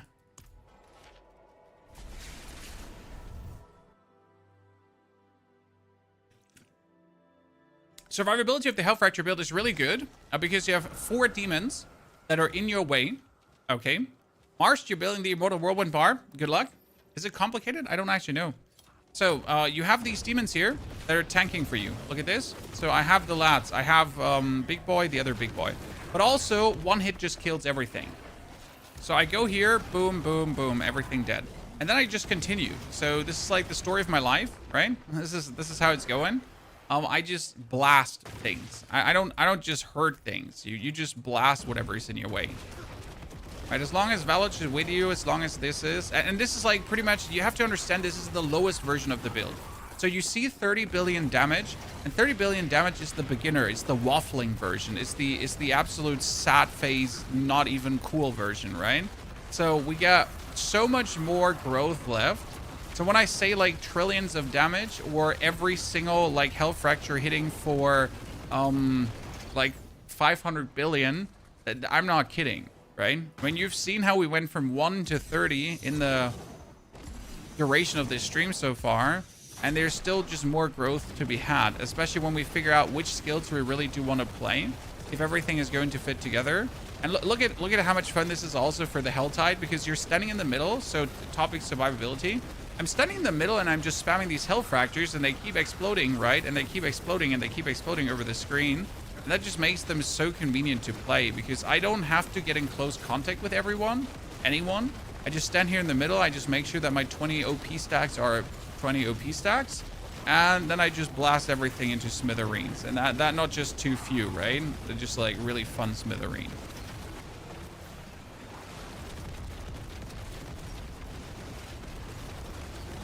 And the only thing we have to consider if we really want to play the... Oh, I actually died. Oops. If we actually want to play the... Before I pick up an item, this is all marked as keep. We want to keep the Hell Fracture. If we want to keep the Apocalypse. So again, we only have the Apocalypse because Apocalypse does 100% bonus damage, right? So we're actually playing it. Or if we replace it through something else. There's no build for this yet. I'm sorry. Chad, I woke up at 3 a.m. on my birthday, okay? I made one YouTube video about the Warlock, then about the Necromancer. Then I made one YouTube video about how to use the cube to craft perfect items. Now we're live here. Then I actually have to do birthday stuff, you know, people coming to my house. So I can only do this much in one day. I'm trying. Patience, please.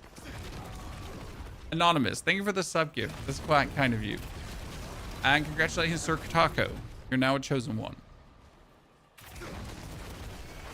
You know, I'm impressed by our friendly other creators who all have an editor who stream like 12 hours a day and still bring out YouTube videos. I respect for that, Chan. That's well done.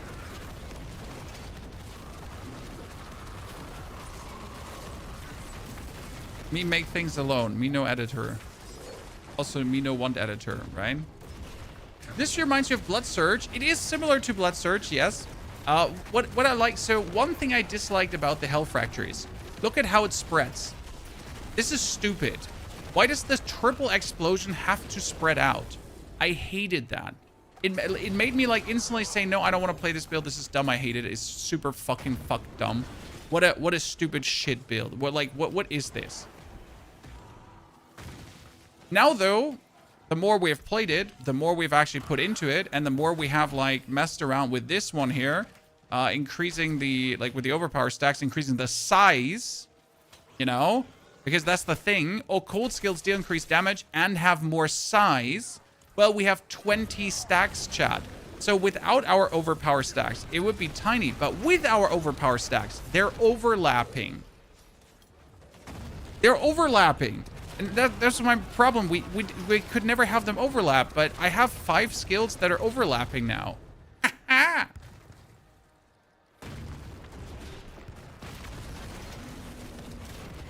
And we can let our 20 stacks here run out to actually show you how tiny they are without this. Because it just makes world of a difference, right?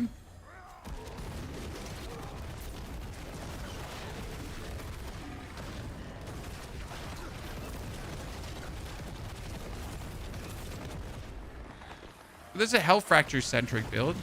I guess you would call it a Health Fracture Warlock. An Abyss Health Fracture Warlock if you wanted to be precise.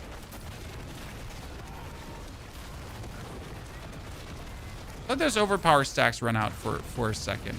Okay, so that's 12. I like how they just randomly vanish, right? So that's 10. So already the thingies are just smaller. Look at how tiny they are in comparison now. That is not overlapping anymore. But once I go to 20, everything is overlapping.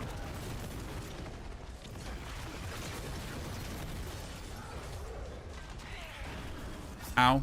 I should have looked at the screen, I guess. I hate Mephisto so much. I recommend, if you really struggle with a fight, to just build yourself one of these builds that just nukes him. For example, the Apocalypse build just does trillions of damage. You don't even have to fight him. There's also the Necromancer build that we played. The problem is, no matter how good you are against Mephisto, he's still going to be a bitch.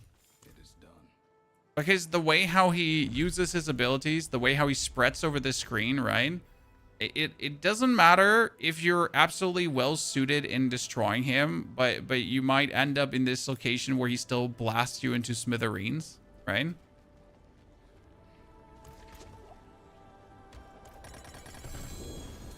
Nightmare keys, tributes. I need a tribute of armament, chat.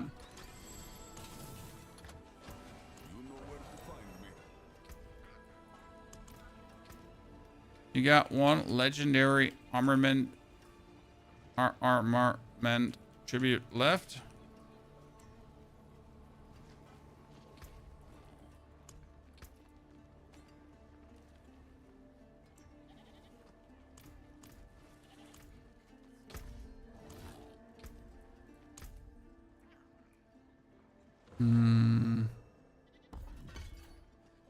I need a lower nether step cooldown currently, by all things considered.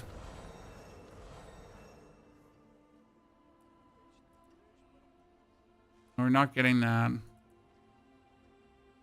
We have the Profane Sentinel, all the skill points in there.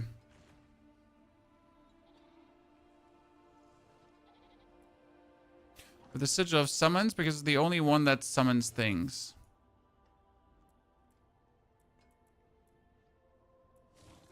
Technically, the Terrastorm would be better than the Apocalypse because the Terrastorm counts as a bigger demon. Technically. I wonder if Terrastorm would split off into multiple Storms. Does each Storm count as a greater demon? So the only reason why Annihilation again is used because it does the it does 100% bonus damage for 4 seconds.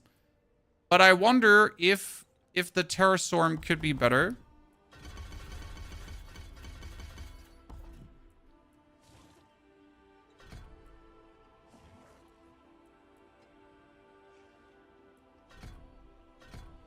And it would actually count as multiple storms. Right?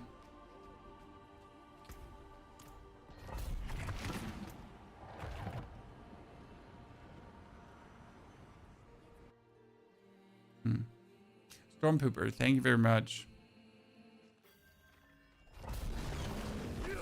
So we get the Terrastorm here, right? And it's around me. I can split into 3 smaller swarms. Because if I, like, sure, I can double my damage with Apocalypse against an opponent, right? But that would only be useful if I really cast Apocalypse on every single enemy pack. And I don't want to do that. Right? I'd rather have the Terrastorm around me.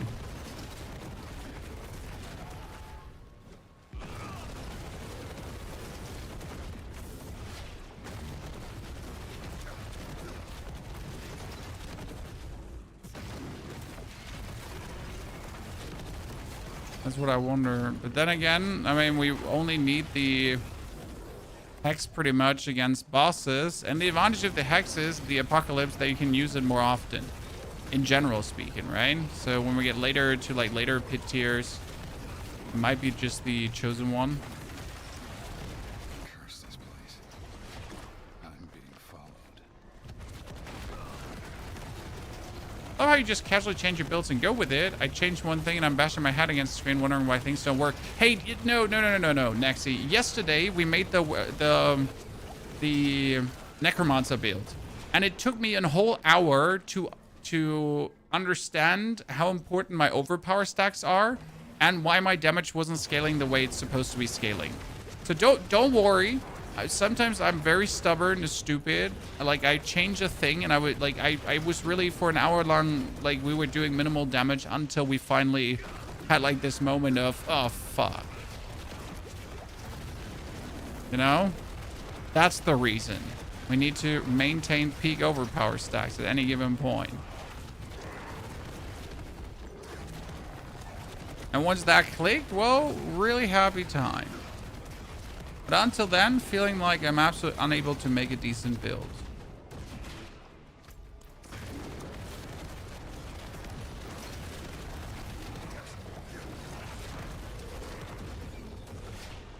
Happens to everyone.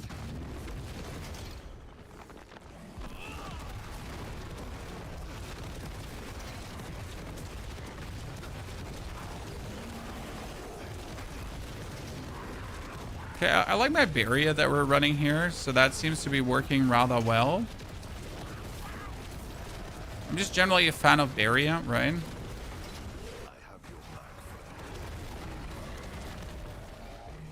Always been, always will be. I tried the Black Shroud build for Necro. I have not heard of a Black Shroud build for Necro. I also have not seen the crazy Infinite Lightning Storm Druid build. But something like Infinite Lightning Storm sounds rather bugged than intended. I mean, if it's not, then I'm all yours, right? We have Druid on our list this week, so no worries. I was thinking about doing Paladin, but I guess I'm more interested in Druid, if I'm absolutely honest with you. If I was smart, business-wise, I should probably do Paladin, because more people want to watch Paladin. Oh, I'm still missing the goddamn Sapphire fragments. I'm an absolute bot, Chad.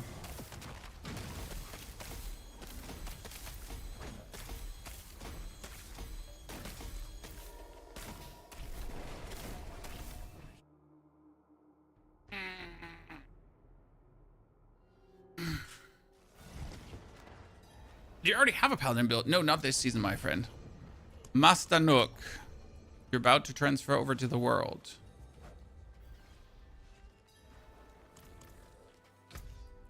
Hellfire equip.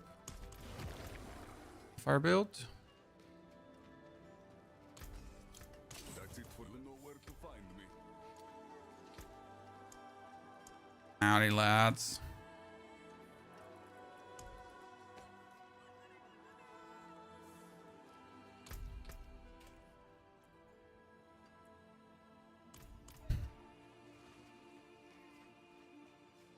Let's see if one of the lads has one more. Okay, these are my friends from Shooter Days chat.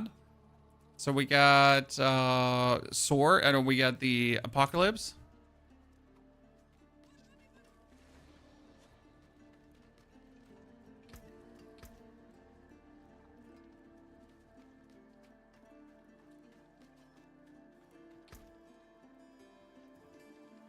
One more legendary. I can craft one more mythic. The boys don't know, chat. The boys don't know. Okay, what are you playing? He's also playing. Oh, godness. Look at these, Chan. Look at these filthy animals. We're playing here 2 Apocalypse Warlocks. They're not even trying to hide it. What's Gojo doing? Jesus Christ. Are you all Apocalypse Warlocks? Godness Christ.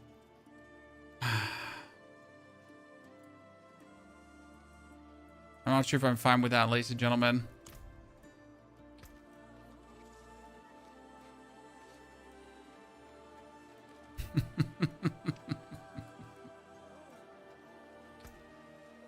I refuse the APOC style. Let me double check if we have the activities, Undercity. Yeah, we got everything. Tono G Verdance, this time ago, brother. But these are actually not my Verdance brethren. These are my PUBG brethren. Because that's a bit longer ago.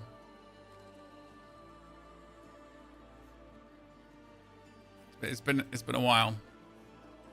You know? With these lads.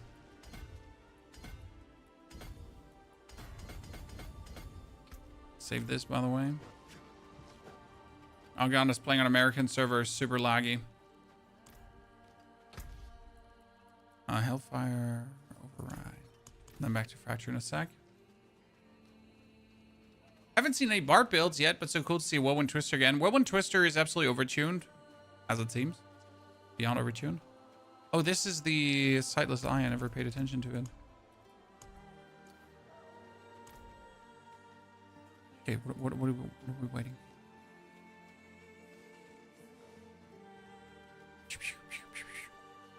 I have an Undercity thing going on, though. Have you seen the farm meta with Goblin War Plan? I have never gotten a Goblin War Plan. Marshed. There's also a bear build with Druid. Yeah, I mean, if you want to check some builds, you can always go for, not for season, you can always go for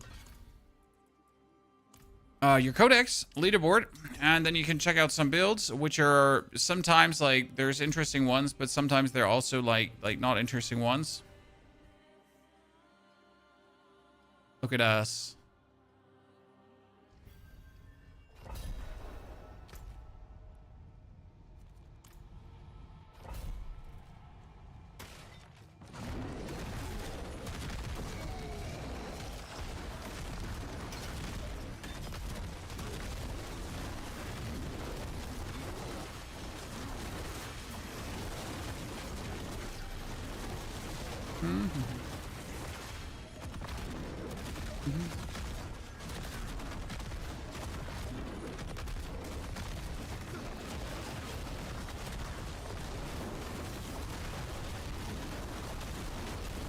Gotta jump ahead of time. Gotta activate my demon form. No, he was here.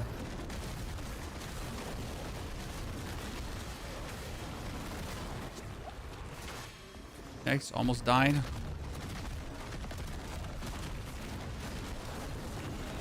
When your apocalypse misses and the dudes survive, and you're gonna stack all your apocalypse up again so you can do decent damage.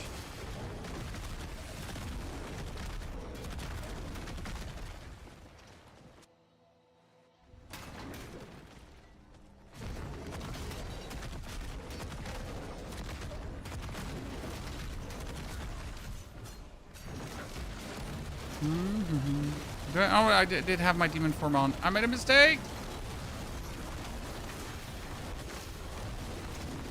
Thought my demon form was off, chat, but my demon form was on. Problematic. Damage minus.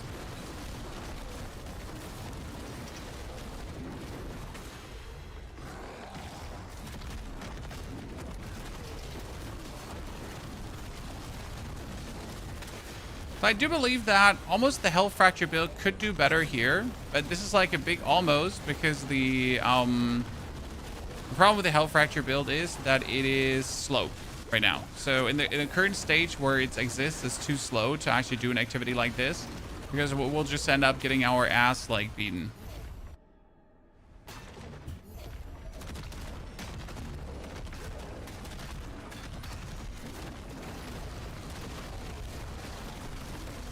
And who wants that? And in these activities here, speed is everything, right? If you don't have the speed, it's just going to be sadness. We don't seem to have gotten a single goblin so far. Or I missed it. There's always the way where my lads actually get a goblin, and I just haven't seen it.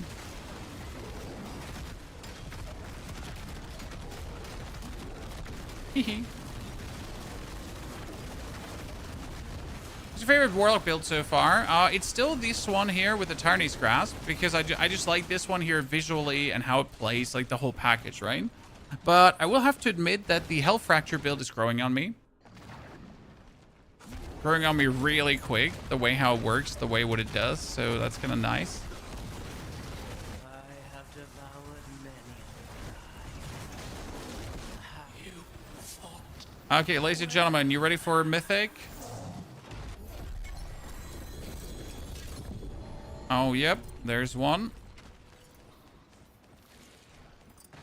Trace of Echoes. Wait, I gotta... What's a Trace of Echoes? When I get myself a Harlequin Crest. Is the Trace of Echoes the material?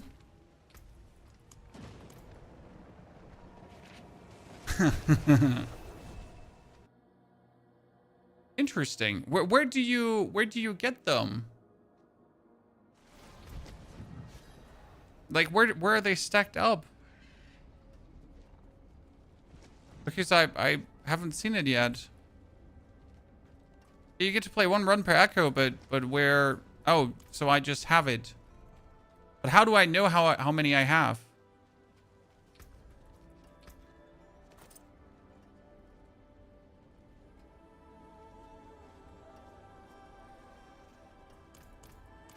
Yeah, I know it opens the Horde mode, but how do I see how many I have? Like raid? So Dirge, Hellbounds, all sad. Agrim's actually not bad. Heavy boots need to stay. Rest can go away. Including that Harlequin Crest. This was probably my first one though, because otherwise this one would have not opened up, right? Yeah, you're gonna play the Ram before getting another Echo? I assumed so.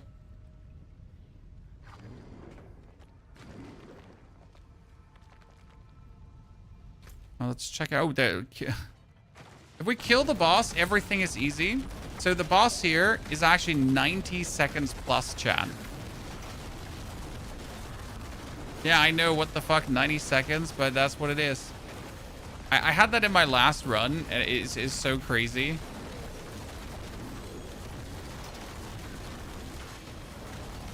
Imagine just solving all your problems, all your time issues with one little blib.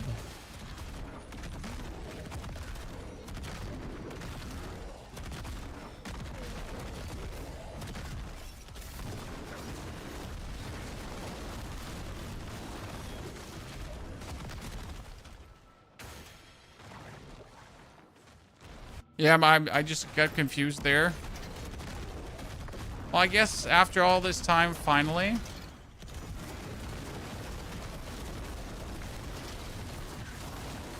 Currently working on Fracture.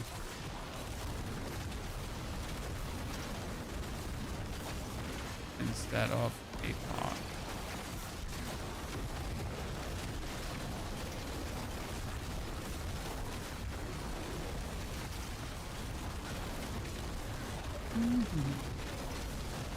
The moment where hundreds of billions of damage is not enough anymore because you're playing with 4 people.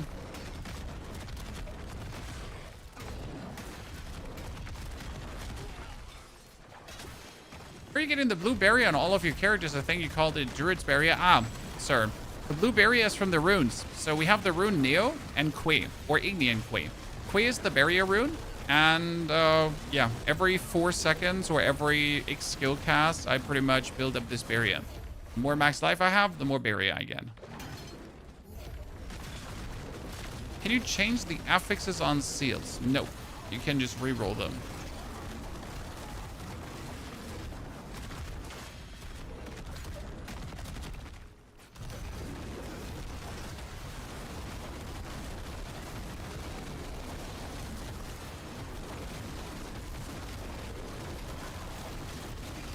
Either we're getting really, really unlucky on goblins, or Godspeed doesn't have goblins.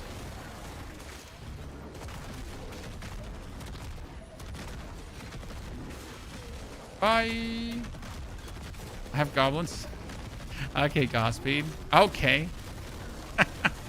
Where's the sure. You said Queen, I said the Q rune.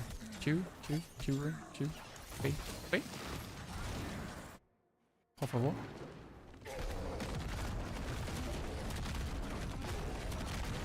Lee Barb wishes it was so cool. Come on now. Poor guy. Oh, look at this. Look at this, chat. Look at this. 3 mythics.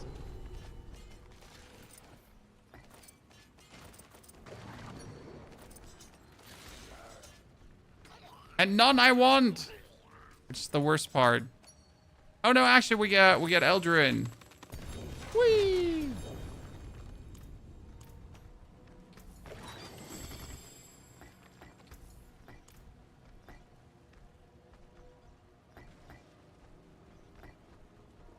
That one I didn't have before. Could be worse. Okay, we get Eldrin. This one I don't need. Doombringer I don't need.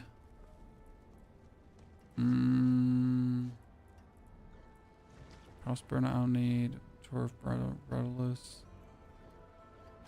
Terrible Temerity. The rest can go away, right? And we keep.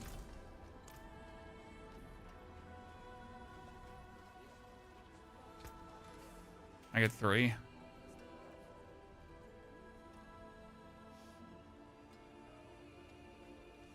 That was nice.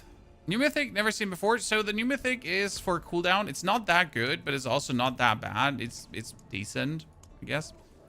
Here. It says all skills. This is good. All damage multiplier, really good. And then defeating an elite pack reduces your skill cooldowns by 10 seconds for 12 seconds. Like, it doesn't hurt to have, don't get me wrong, and for some builds it works decent, but honestly the main thing you want to have is this skill damage multiplier and greater the all skills in greater affix, and then you just want to juice it up, right? That would be optimally. I hear the echoes in your heads. What do you want to have? What's a good farm for Forgotten Souls? You are going to do war plans and then war plans for resources. So there is the amount of salvage that you can get from war plans, and that will give you a lot of salvage, and that will then be able to give you all the Forgotten Souls. How do you get Undercity keys? They drop everywhere in the world.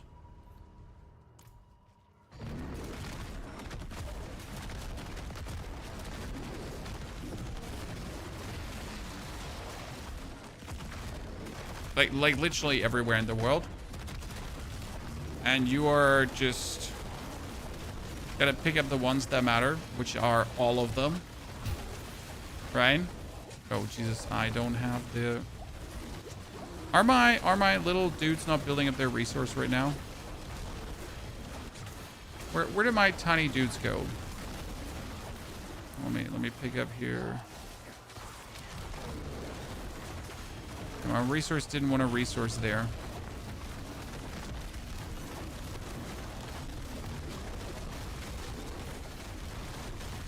That was weird. And I did put off one of my lucky hit chances to restore resource, which does actually cut into my budget a little bit.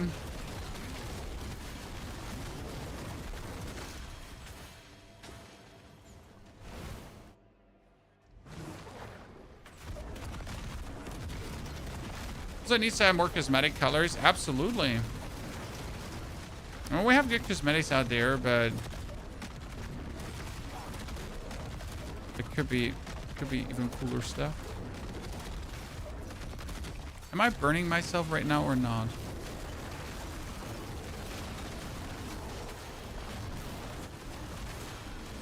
I don't exactly know if we're self-immolating. Turn the oh, there, goblin on me.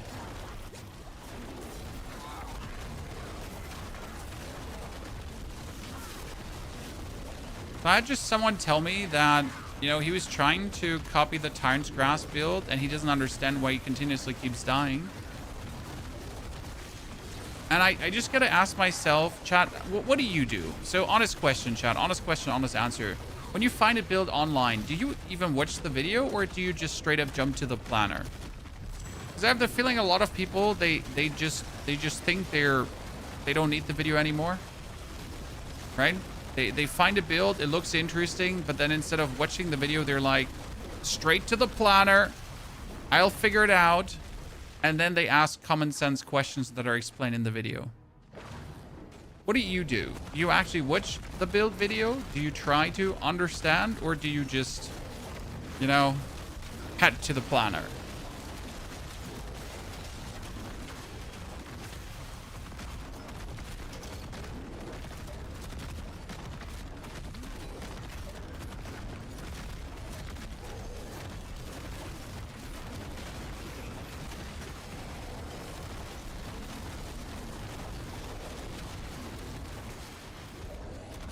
Well, that's good to know.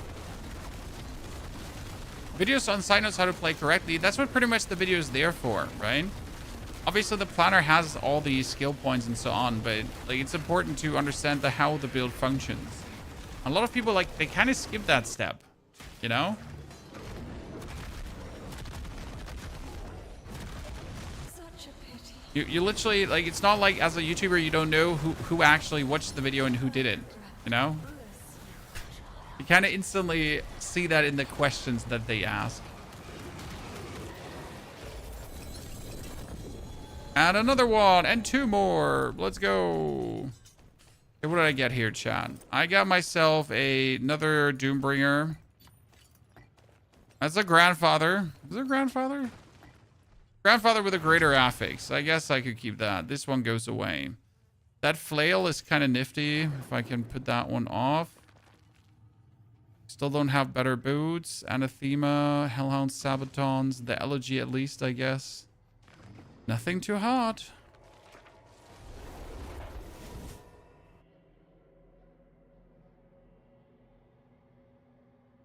I'll be honest, I go straight to the build guide and read everything. If I can't figure it out, then I watch the video. Also reasonable done. At least you then watch the video instead of straight up going to the comments and asking questions, you know?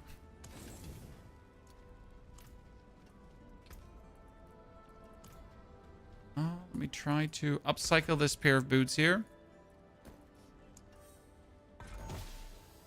Again. The amount of robbery today is too damn high. But it's what do I want to say? Could have been my third one to mix things together.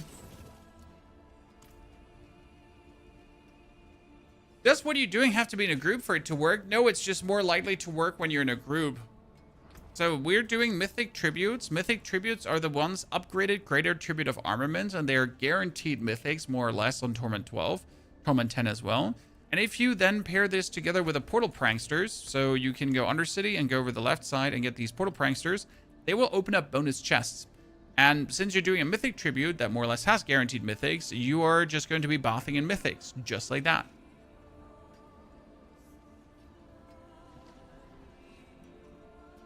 Right?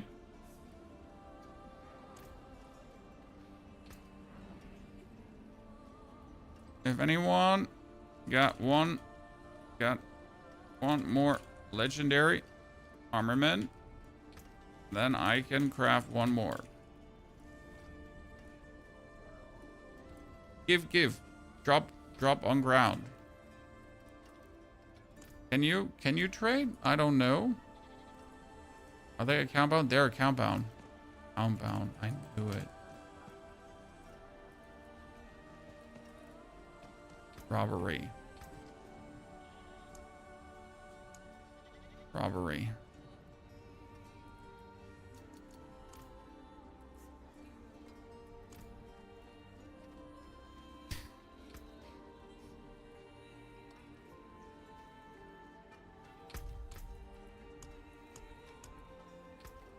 I has no crooks. I have another crooks? I don't think I have another crooks. Nah.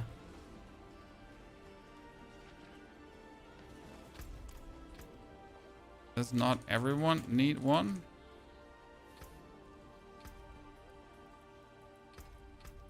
Oh, wow.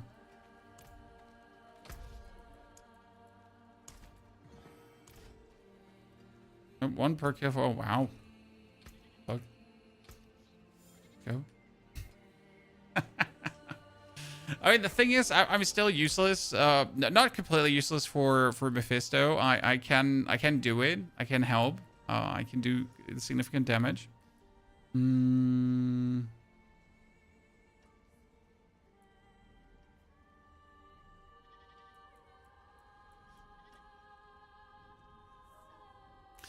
Could we turn the Tyrant's Grasp into a...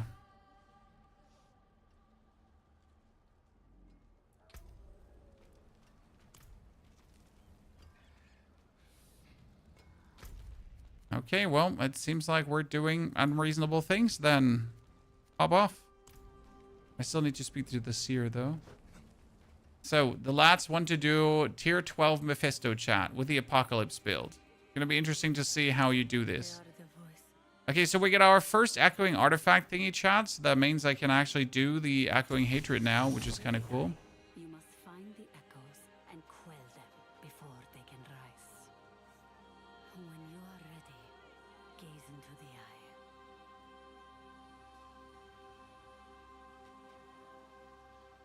eye. Can I go there alone now? But that can it all go with me? Is Banished Lords possible in Alchem when you make a unique in the cube? Yes. Every unique is possible. It just does seem to favor heavily other items. So if you upgrade an amulet, Banished Lord's Talisman can happen. Chance just seems to be very low, right?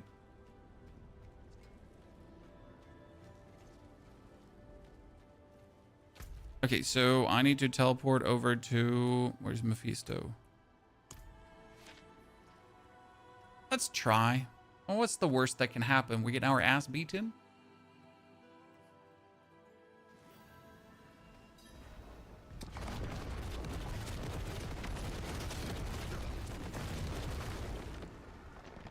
Summon the lads, ladies and gentlemen.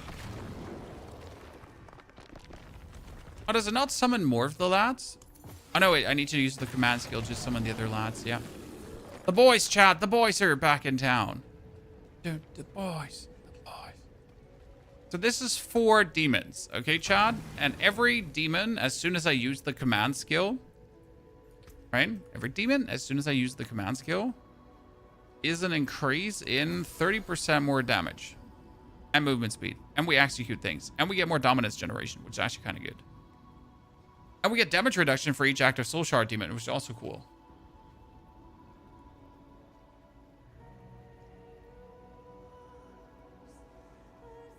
So every 10 seconds, I gotta summon Veloch.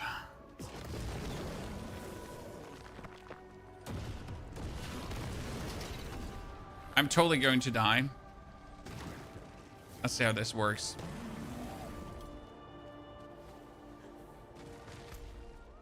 The other 2 are sleeping. Oh god, oh god! Run!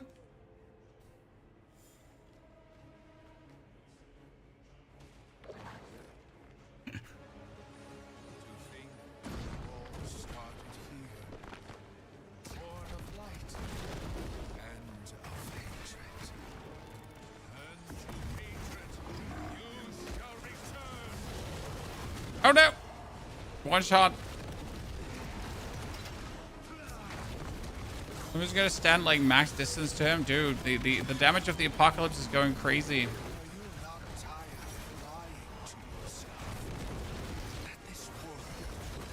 I was expecting more apocalypse damage. Ho ho ho ho ho.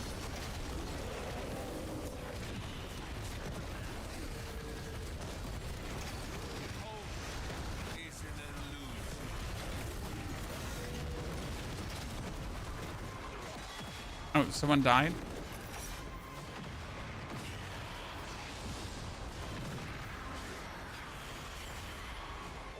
Reviving, reviving. Look, Mom, I'm useful.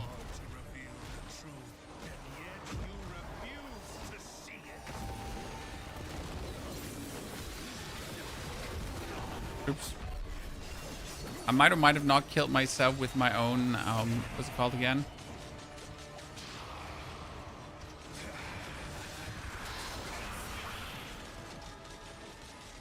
Might have not killed myself with my own Sigil of Summons. Honestly, that tier Torment 12 Mephisto is quite tanky.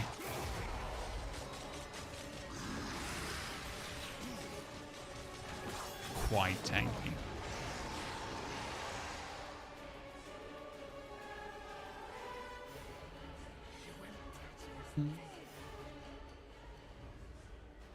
This is a weird angle for someone lying on the ground.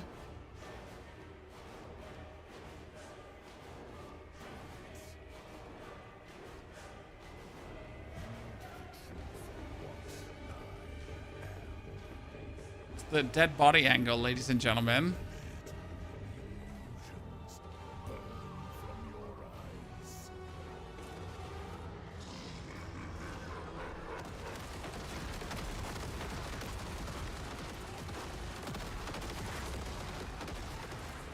Instant death to poison.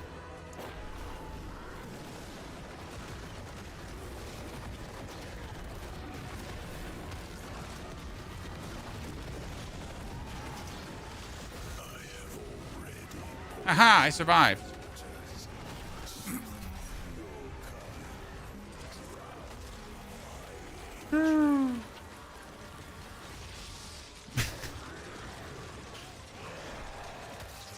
The build is not ready for this. I mean, we just pretty much started putting it together, so our defense is not entirely there, right? I mean, Dom and Nook are currently both quite maxed out. So I'm definitely not ready for doing Torment 12 Mephisto with 4 people.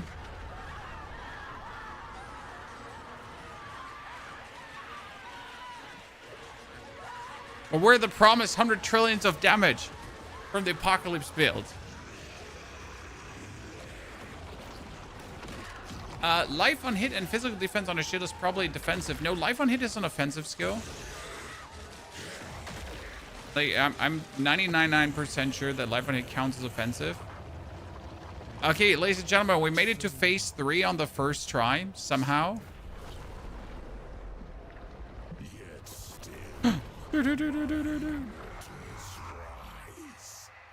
Oh, I think Dom died. Let's see. I'm gonna be on resurrection duty. Wake up. 3 made it. 3 out of 4 is good.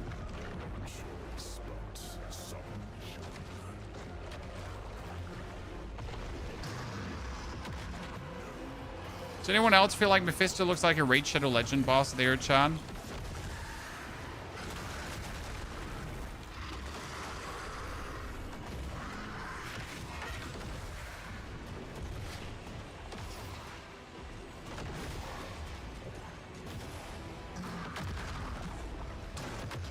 Nope.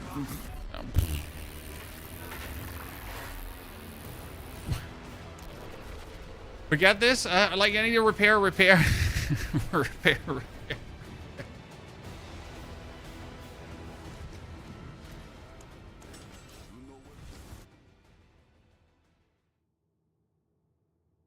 Tier 12 Mephisto. Well, you need to do it to tier 12 Mephisto for your seasonal rank.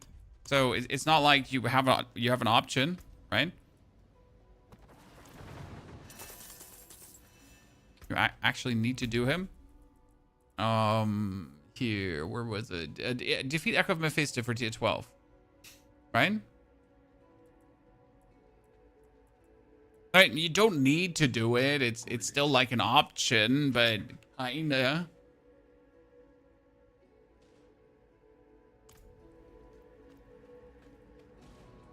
Mr. Savuzzi, name of the Prime subscription and support. Grüße gehen lassen nach München.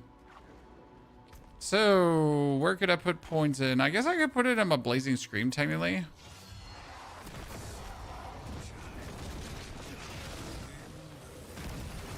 If I die, I'm just going to blame the Epoch players for obscuring my vision. It's the most reasonable thing to do. Oh, Dom and Nook both died. What did you do, lads?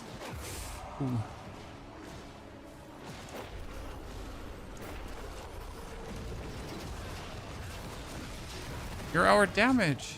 Can't die.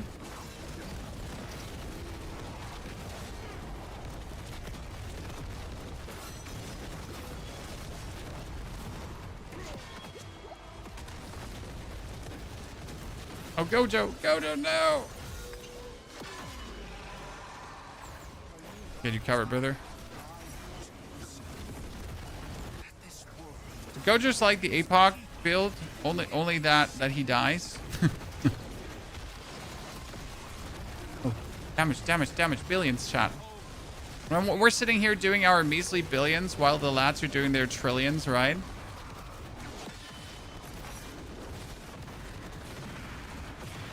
No. So I didn't know this, guys, but as it seems, Alita, thank you for the subscription and support. If you kill Mephisto together with a bunch of lads, then each of you does get the loot at the end. And I was absolutely not aware of this. This is like new news for me, right? How did I not know that this is a thing?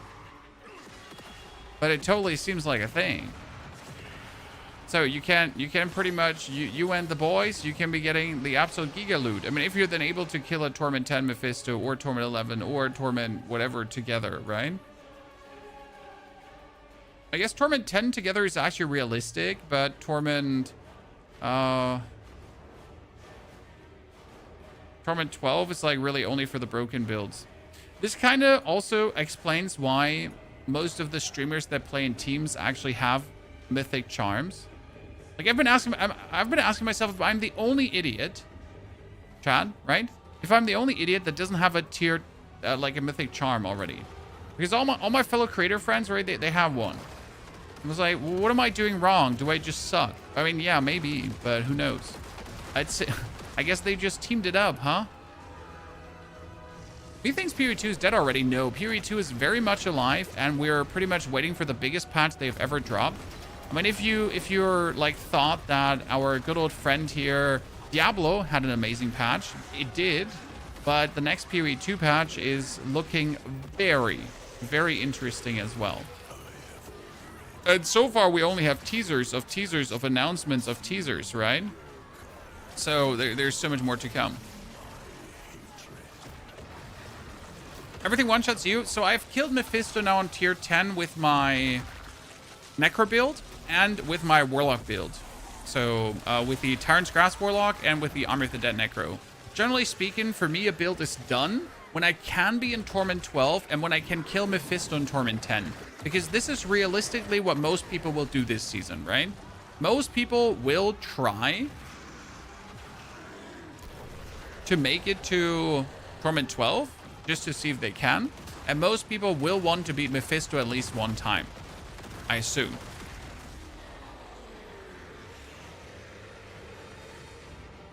In 2 days, there should be a stream of PoE 2. Wasn't the PoE 2 stream planned for the... No, it's the end. Rupture. The PoE 2 stream was planned for the end of the month. Unless they have a... They changed dates. 29th.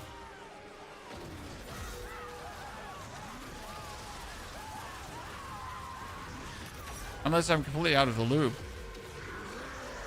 Yeah, on the 29th. It's still the 29th. It hasn't changed. God damn it, you're confusing me. I know, life reveal. No, on the 7th, you're right. Play is on the 29th, life reveal is on the 7th. You're completely correct. Sorry, big brain fart.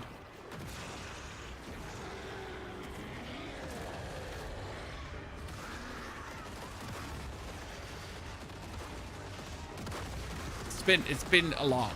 But yeah, we will be there for the live reveal as well, because I need to watch it. Okay, the first try went a bit better, Chad. I mean, luckily they're not reviving me, huh? How are you? I'm dead. I'm dead. So, like, the lads, they were like, hey, should we try to kill Mephisto? You know? With 4 people in Torment 12? That seems like a great idea. I was like, sure, carry me. Because I'm useless. I gotta say, I think my Necromancer would actually be more useful here. Because with my Necro, I can nuke on distance and I can stay alive better. And my Necro is generally tankier, right? Where's Mephisto located? Scovis. You need to reach Torment 10 and then you can fight him. But before Torment 10, no fighty. Why are these APOC builds struggling to nuke him? Well, I would assume that it's because it's a 4-man Torment try. And Mephisto just does a bajillion damage. Right? Okay. No. I'm good. I need to farm my health fracture further up. But this was fun.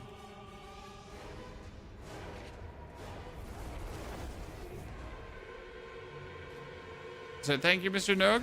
Thanks, lads. There's grade. But now we can go play more health fracture. Okay, chat. Let me put my items away. So we need to farm more Belial mats. Oh shit! I think I just got a tribute of armaments, chat. Wait. Did I just get a tribute of armaments? We don't need that. We don't need that. The rest can go to hell.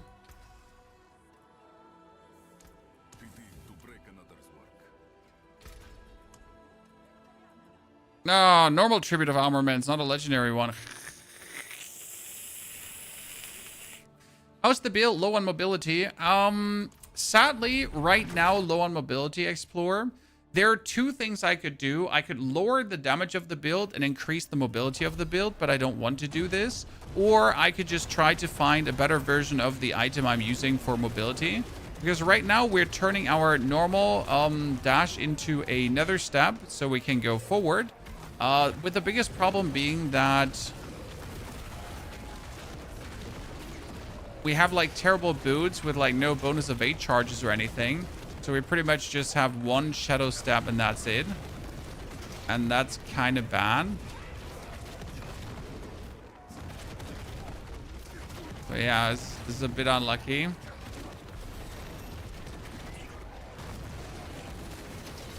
I mean, in the pit, you don't really feel the minus mobility because, you know, I just need one dash to pretty much go from one pack to the other. And otherwise, we're just zooting everything into pieces. So this is like, it's functionally it's functional, but it's not a round feeling yet, right? So yes, we get this working. Yes, we get this pumping. Yes, it's doing the damage it's supposed to do, but it doesn't feel like this is not where we want it to be. And what you could do is you could put away our Banished Lord's Talisman, right? Problem is, if I put away the Banished Lord's Talisman, I am losing how much percentage of damage?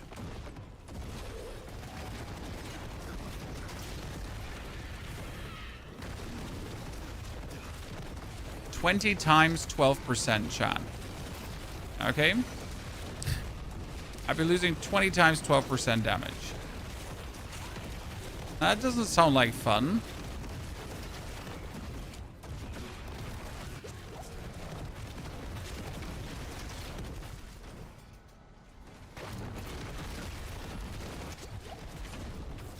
So, reality is that we gotta find a way to make the nether step boots work better. I am not mad.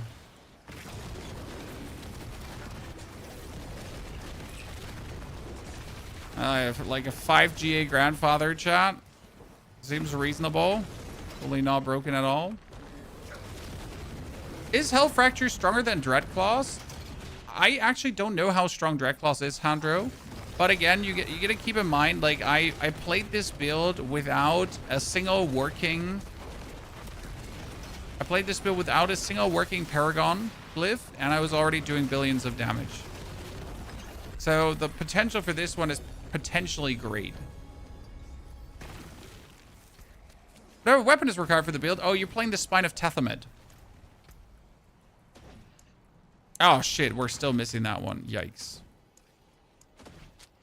I wonder if I want to get Headhunter out for something else, chat. Blood Frenzy, Demons, Volatile, Overpowered Hits. I mean, technically, this could work, right? One of the other, this is Arc Fiend, this is Volatility, Demonology, Arc Fiend, but none of this is like a core skill Abyss, so could do Abyss skills, but we're not in Shadow form, so that one wouldn't work as well. I mean, worst case scenario, Unbound would actually work, but before I do Unbound, I'd probably just level up Occultist too.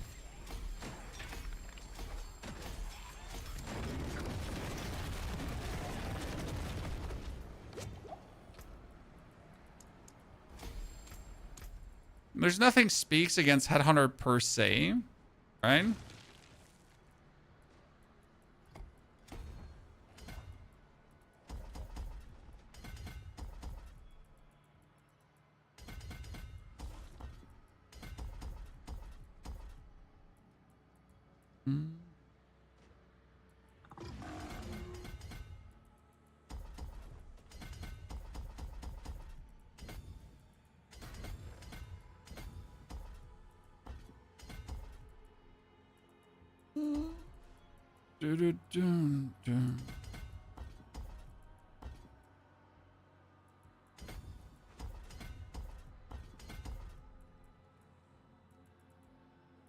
Long run. I'm gonna find a different board for that, most likely. So yeah, this is what we say about like the mobility.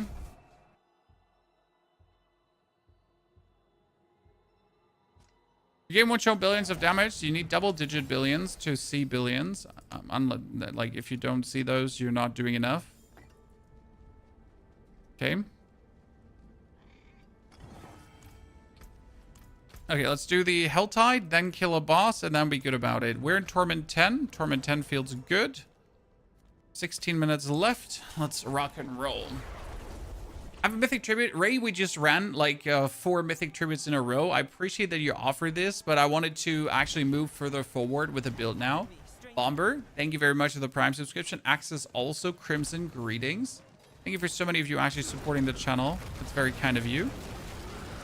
Hope you all had a good start in the week. It's Tuesday, right? It's Tuesday, yeah. Just making sure. Not entirely.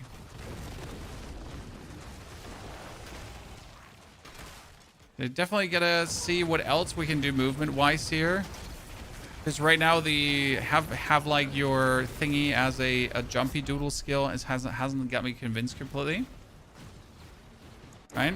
We're gonna also see if it's worth it to actually play the Temerity in this build. Why? Because currently we have the Temerity, okay?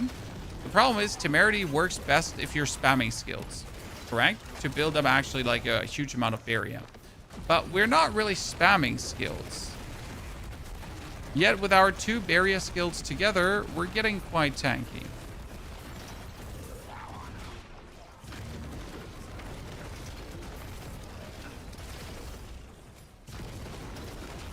What I absolutely adore about the build is just like the range of explosions, right?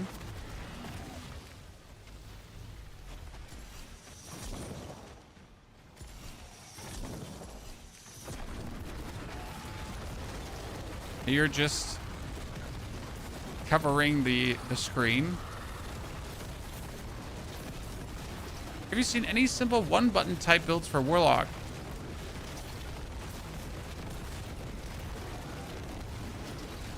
I mean, each Warlock build requires you to use other skills to use other skills. If you don't have much time to play and you want maximum outcome, then you want to build an Apocalypse Warlock. An Apocalypse is the lazy man's dream. Like, you minimal effort in, maximum outcome and damage. And when we say maximum outcome and damage, like, we mean that, right? The amount of DPS that actually can be done with Apocalypse Warlock is quite obnoxious. Is there somewhere we can look at the build? No, because the build is not polished. Like, I wouldn't want to give you this. This is terrible. I mean, like, this is good damage-wise, but it's, like, bad from the other perspective. right? So we need to pause this before I can unleash that on the public.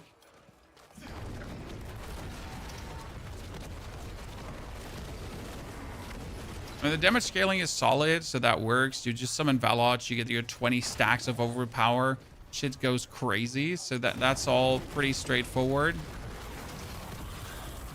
Simple as cake. Complete utter destruction. Menacing madness.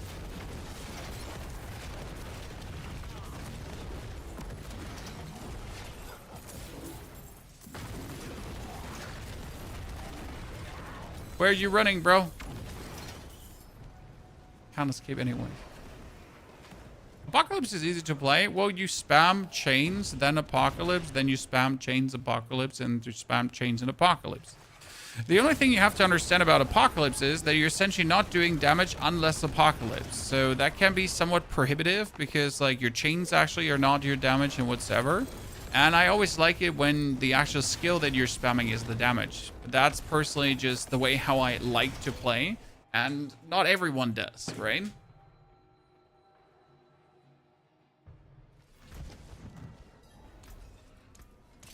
know where to find me. You get Overpower for each Wrath you gain while at maximum Wrath. Oh, I forget that we have this one too. That doesn't do much to us because we're actually not getting Wrath while we're at maximum Wrath. What do you think? Can we kill the Harbinger of Hatred on Torment 10 already? I feel like we can't because we're only doing like 30 billion damage. I don't think that's enough for the Harbinger of Hatred. But he's also so big, so he's going to get hit by everything at the same time. Right? Let's find out.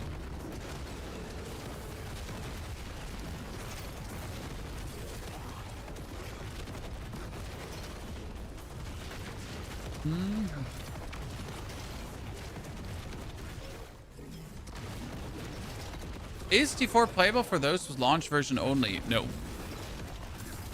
No. I mean, sure, you can still play it, don't get me wrong, but you're missing out on so much.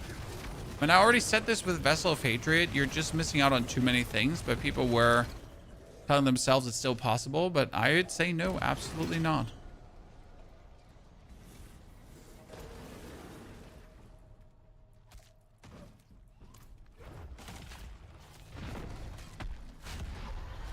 Any good way to farm the Undercity tributes? Yeah, you do the pit. It drops them. But honestly, you can't really farm these tributes that much. You just need to play the game. Okay, I did not expect that level of damage to persist him. Oops. I guess I underestimated how many billion 40 billion are, right? I guess I forgot how many billion 40 billion are. Why did we not open the chest? Because I forgot my keys.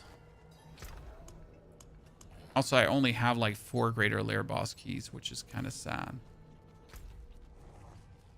Back to the Helltide.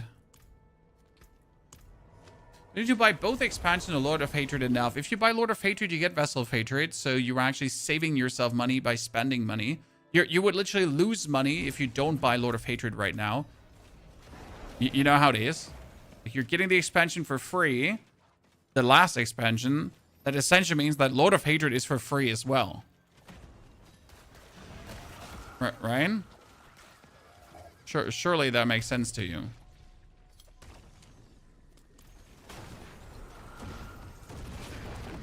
It's basically for free.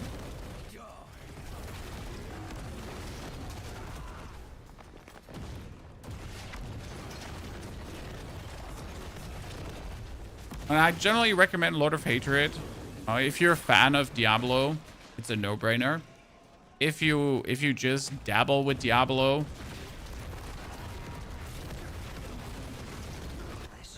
might as well stop dabbling then. I mean, there's only a matter of time until we reach the absolute point where you just can't simply enjoy the game anymore. Because we have these war plans here, for example, with like the different skill trees. And this is only going to get expanded on with every single season more and more and more. And there's just more and more and more things added that are going to be Vessel of Hatred exclusive, right? There are going to be things added that are only in Scovus and stuff like that. So you're just essentially falling behind more and more and more the longer you don't have the DLC. Why Abyss? Flame looks better.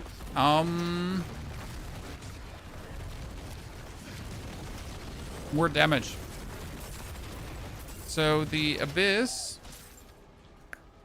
has a 728% multiplier, and the Lava Fissure only has a 520% multiplier. I'm pretty sure that the base multiplier of the Abyss is like 100 or 200% higher than actually the fire multiplier. Also, we're using occult skills, and they get juiced by hexing, and we pretty much hex with the Abyss version. So that's why you kind of have to play the Abyss over the fire version, because the volatility is not as useful as the hexing, because with the hexing we can, like, here have the skill just be bigger, better, faster, stronger, donger.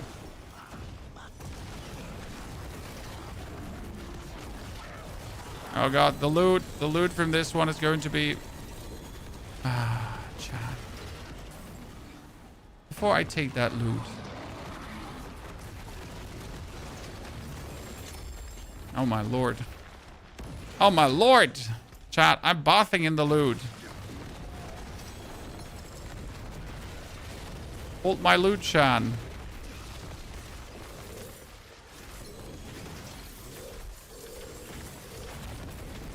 I hate to say this, like, for randomly put together stuff, it's working quite well. This is not some random bragging. It's just like me, like, being very happy with how it works, right? Just for you to understand. Not like, ha ha ha, look how smart I am. It's more like, yay.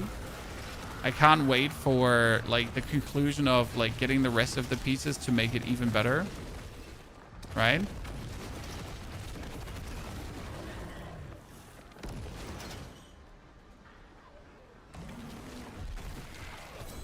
Report to Tyrell. Will do so. Ty, give me a moment. I need to go back to pick up all the loot that I just dropped back there, right? Was that Duriel walking around? That wasn't Duriel. That was a maggot of Duriel walking around, and we get those maggots from our skill tree upgrades. The fire chain that you do, what do you mean? Like, I mean, we have the chains that are erupting around me, but those are not the fire chains. That's just my, what do you call it again? It's just my prison here. The prison is being triggered by the Prid rune. The fire chains in general are called the abyssal chains that people are playing. Okay, Tyrell is on Demis, and he's waiting for you. Let's see again. No, we don't have a big guy for this one. Sorry. Nothing terrible. None of this is as well needed in any case. Everything is what?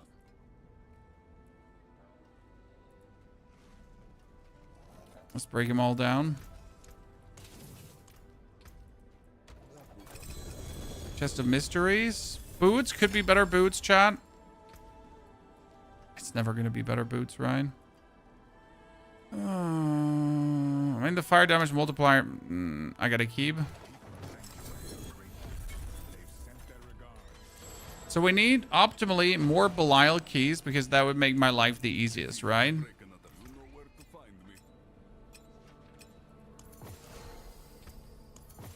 No, no, no. No, no. No. No. Where's some text for the items is ping loot filter. Oh, look at this. Herodic Grand Regents. More XP into Opticide, Golden Obolds, and then Charms and Seals. Right? Neat. It's Sapphire, ladies and gentlemen.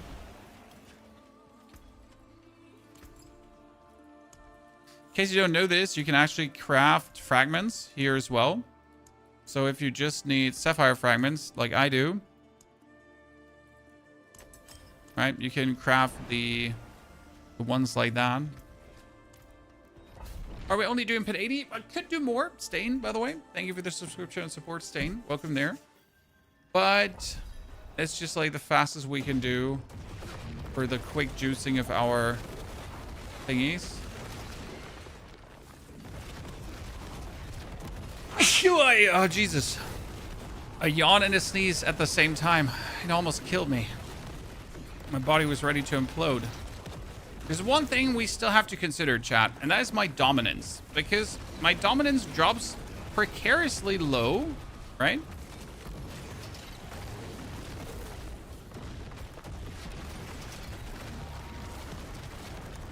I'm not sure if there's a better way to, like, get more dominance.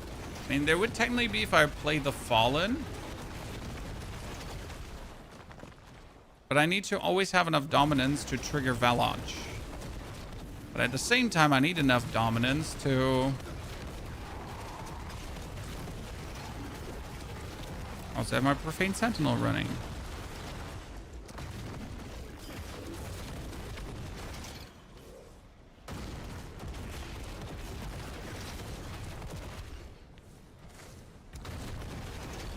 Now we're really slow walking here.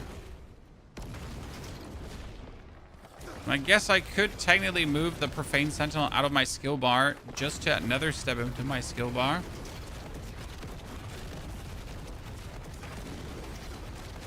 And then I could kick the item out that I'm currently using.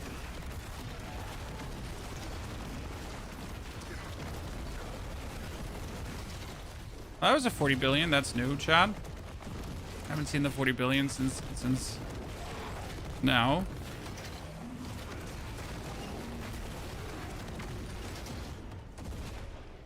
Ever thought I would hate the sound of mythic drops, seeing it's some stupid 3J Shaco of useless. Yeah, you need to have those mythics. Those mythic seals. Pretty please. Well, I've gotten so many mythics this season due to the tributes that I am definitely sitting here and just waiting for my Air of Perdition. I think I've seen like 20 mythics sitting on like a bunch of resplendent sparks. Crazy. I finished a Nightmare Dungeon, teleported to Temis, and the butcher spawned in town. Yeah, there seems to be an ongoing theme with that because I've seen multiple butchers in town and multiple demons at the same time, so the whole town being overrun with demons as well. I'm not entirely sure, you know, how that happens, but it happens. But the interesting part will be at higher pit tiers with this build, that like everyone is essentially clustered up. And you just waltz it in there and you're just nuking them all at the same time. Quite good.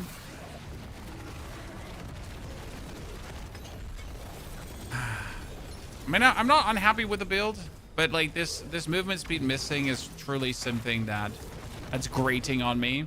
Especially after you've seen my old build, right? Where I'm just jumping around like I'm a bunny on crack. And now we're doomed to like play the absolute slowpoke max slowpokiness. Okay, we got Occultist up, we get Eldritch Sight up. So that is 12%, 20% more damage, 8%. We get the Empowered 15% as well, and we get the damage to vulnerable enemies. With the question being, do we even make enemies vulnerable? Not right now. Do we even make enemies vulnerable? Not right now. Right? We currently do not, in fact, make enemies vulnerable, which is an intriguing thing to say. Yeah. I mean, technically, we can make enemies vulnerable with a lesser demon vulnerability from the Profane Sentinel.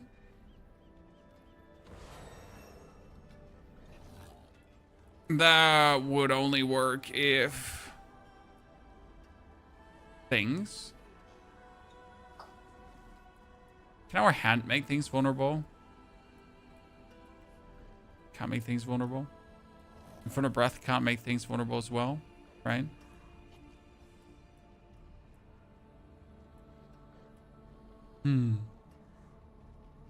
Intriguing. Where are your wolves? We're not playing wolves right now. We have the bulwark and we get the dark prison. Dark prison is needed for fortify. Bulwark is needed for bonus armor. Let's play around with wolves. Pick the best area to farm charms. I mean, the best thing you can do is to actually... the best thing you can do is to do your war plans. And if you get a war plans for charms, it's going to be insane. So now we have these wolves with us, chat, and they're going to make things vulnerable for me.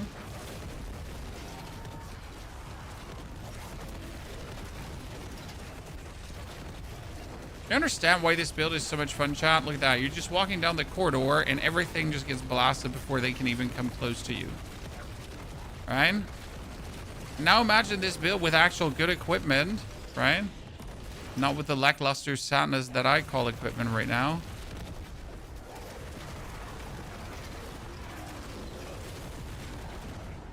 Do you see the vision, chat? The vision. Can you feel it?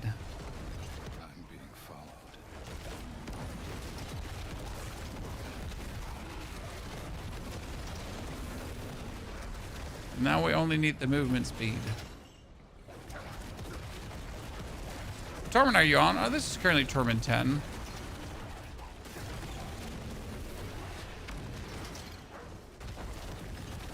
This could easily do torment 11 and easily torment 12. I just need the proper stuff. I mean, we threw this together at the start of the stream from our old equipment.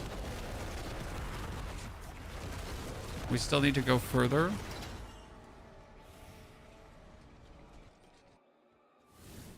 Is this a tier 2 Warlock set vanilla? If I'm not mistaken, yes.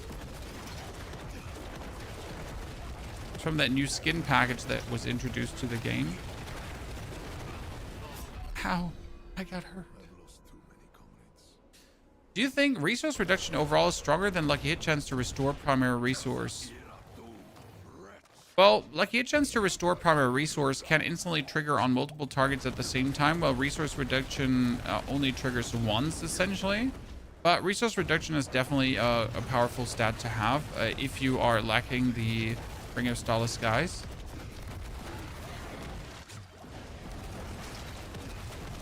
Is this build better than Tyrant's Grasp? Different? There's a world where this has a higher ceiling, but I can't tell you that yet because, again, we are not there, right?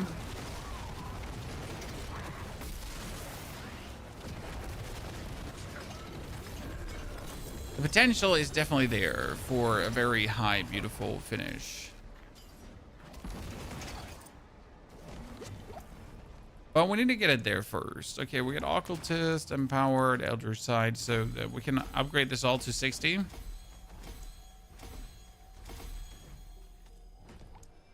Some more damage.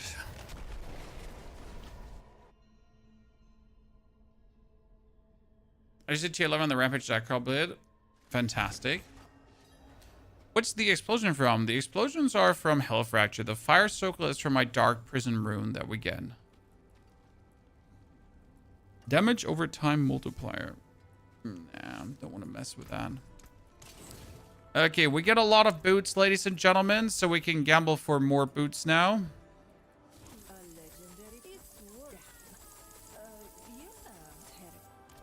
These are not the boots that you're looking for.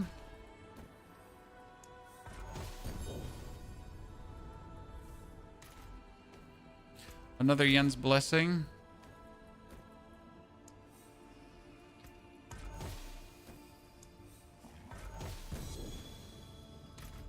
Penitent Griefs again. I just refuse to accept that it doesn't seem to be possible to craft these boots that I'm walking. None of this in any way interesting. Everything just sad. Okay, the conceited aspect can be swapped out for something else. We got the fortified here. We get the overpower stacks there. And when we had the abyss, there were two aspects. There was calamity skill damage, insidious, and the overwhelming. I wonder, each hit against elite enemies deals 120% increased damage, but requires and consumes 4 stacks of overpower. No stacks are consumed if the enemy is hexed. If we could do that. So we technically have our enemies hexed at any given point, right?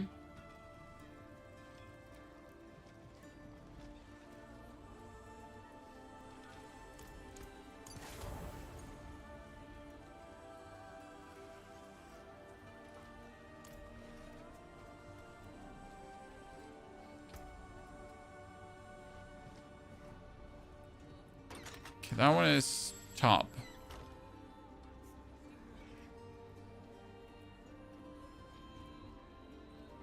Gotta love crit. The mobility is shit. I mean, the only mobility skill we have is essentially Nether Stab. We have Nether Stab fully locked out. The charge cooldown is 10. We have 2 charges. However, the additional charges don't actually work, as it seems, on the evade, right? So that doesn't work because it says like your evade is now Nether Step. But also the mobility cooldown reduction did also not work on the Nether Step. So that's kind of sad. Utility could be nothing. Man, the one good thing we have is movement speed on this one, and that's about it. At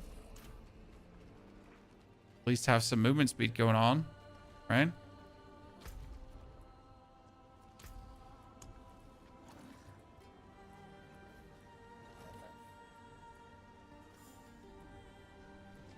Strong room, equipment delve, material reserve.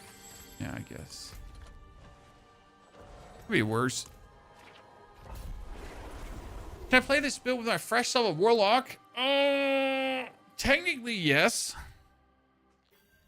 Practically, you want to have the Spine of Tethamid first. Also, like, the damage is coming from the set right now. So, the problem is that, like, so, in order to get 200% more damage, I need the set. The set summons all the demons, right? And the demons are then giving me overpower stacks, and these overpower stacks are making stronger what we're doing. For that, you also want the preferable Banished Lord's Talisman, because that would also improve what we're doing.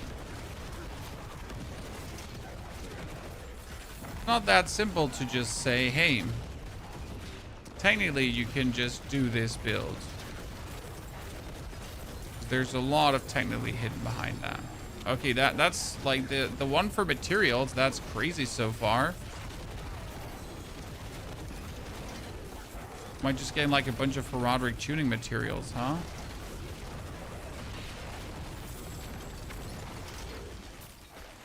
Because by the way, material delve is one of the best ones also to farm Forgotten Souls. Because each of these boxes is 15 for is 12 to I think 18 Forgotten Souls or something. I think that's actually a lot, but it's not.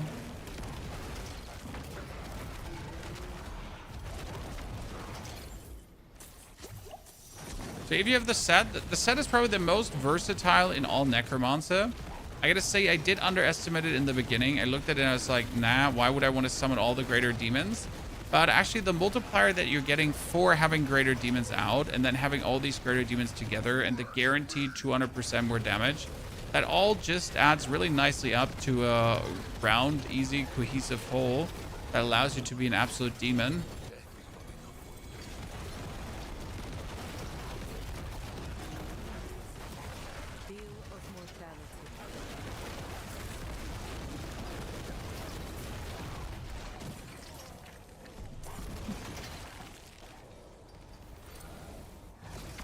For me, getting like materials for days.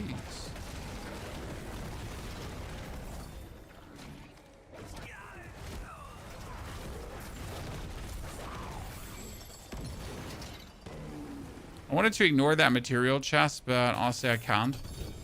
It's just too good what we're getting here. Jesus.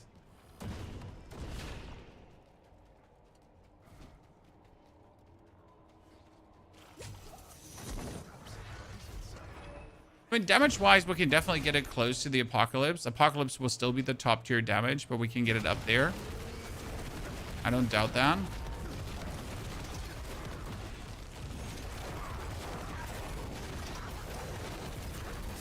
First, we gotta like improve the tempo though. Again, that we can do pits faster. That's like the problem right now. If I can't do the pits faster, then it's just gonna take like a while to get things upgraded. So we gotta work on the speed, momentum, violence of this build. What about Profane Sentinel? What's with Profane Sentinel? I mean, we're playing Profane Sentinel as a damage multiplier that we don't require for normal pushing, as you can see here, because we just kill everything regardless. So like Profane Sentinel is really just there. Hey, I need another greater demon for more damage.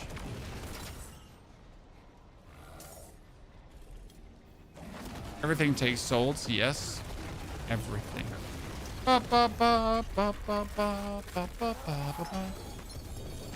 Honestly, Torment 10 seemed so hard at the beginning of the season, and now it's just like, what are we dropping, boys? Right? Let's be real. Torment 10 was like, damn, are we ever gonna be able to do Torment 10 reliably? And I was like, what the fuck? Let's go. Torment 10, super easy. I just remembered, ladies and gentlemen, I actually have to kill the Harbinger of Hatred for a Spine of Testament with a greater affix. Might be worth the mingle and jingle. D4 or PoE 2? Both. I mean, you have to wait another, from this point on, 24 days for PoE 2 to get a meaningful upgrade. Now, obviously, there will be their announcement coming soon that gives us more information of what's going to happen. But that doesn't change the fact that there's 24 days then between that and Diablo. I mean, I'll definitely have an eye on PoE 2. And, like, you know, in 24 days, when I have done every single build that I could imagine, when everyone is just so fed up with this expansion that they don't want to hear anything anymore, then we play some PoE 2. You know? Then. Not before.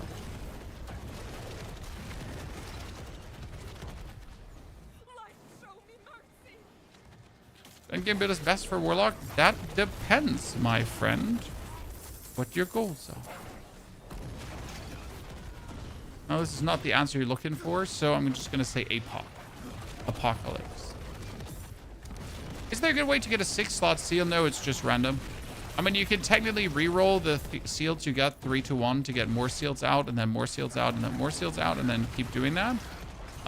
Technically, like a really big possibility, but yeah, you also could sell them for 13 million gold each, so it's kind of harsh to make a decision there, right? I wanted you to do a druid build. Druid build is this week, don't worry. We will 100% do druid builds this week. I will want to start. I will want to have fun, but I wanted to like give you another Warlock little beautifulness, because we've done a really cool Warlock build now with the Titan's Grasp, but I think we can like top that Titan's Grasp build with what we're cooking up here.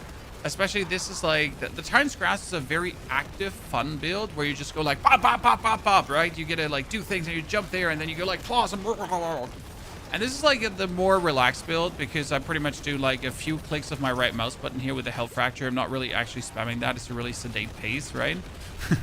And we're just doing bomb, bomb, bomb, bomb, and everything dies. It's just two complete different, like, you know, play styles functionally. But I think it's really fun. So to have these two different play styles, right? And not just like one play style. Yeah.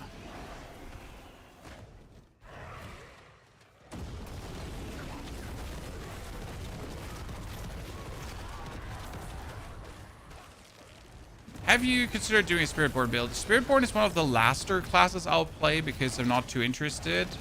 Probably Rogue was my least favorite class currently, next to Barbarian. So Rogue and Bard probably going to be the last I check out. Next would be Druid, because I have a real big fable for Druid, even though I know a lot of people are like don't play Druid, so it might be a strategic mistake. If I was smart, I would do a Paladin build, but I really haven't looked into Paladin builds and if there's any interesting one. I know the Aura Paladin works, but that has been the most boring build in existence. So if Aura Paladin is it, then I'd rather not do one, right? Simple as cake. If Aura Paladin is what is hot, then fuck you. Tell me there's always a chance. I mean, as I said, we have 24 days, chat. We have 24 days of playing the game, of having fun, of doing Diablo. I mean, with 24 days of Diablo, there's a lot that can happen. Trust me. Wouldn't have made it without you.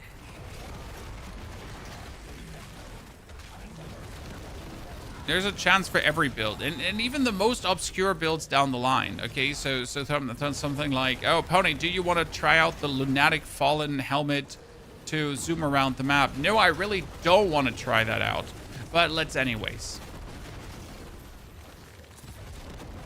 Why 24 days? Because in 24 days is the PoE 2 expansion, and then I'll probably do that. I mean, also 24 days is 24 more videos, so it's going to be 24 more builds and other stuff, discoveries, whatsoever. Busy times ahead.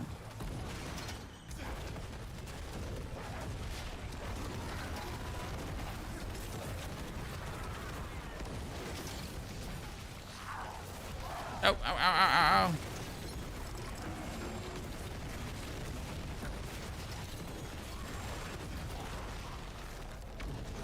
For a chance to do this Sightless Eye, I just got the thingy, the Echoing Hatred, and I want to do the Echoing Hatred, but I want to do the I want to get this build to the point where we can absolutely demolish the Echoing Hatred. Okay, Chad? That's currently my plan. Get this build to a level where Echoing Hatred is child's play.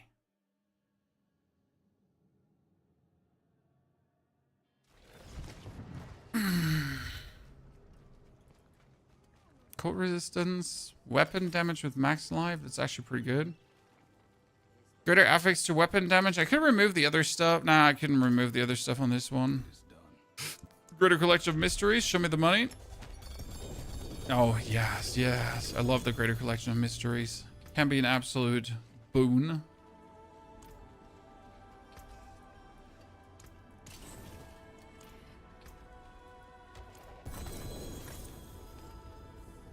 Okay, so I need to farm these boots and better. Or we need to find a better movement speed mechanic. What other movement speed mechanic do we have? What does Warlock have for uniques in the boot slot, chat?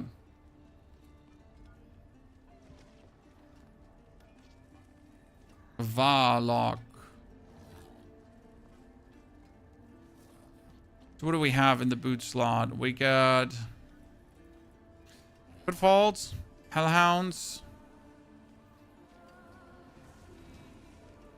Penitent Graves, Flicker Step. And there's none. There's just nothing. I guess I could just play maximum movement speed and that's it.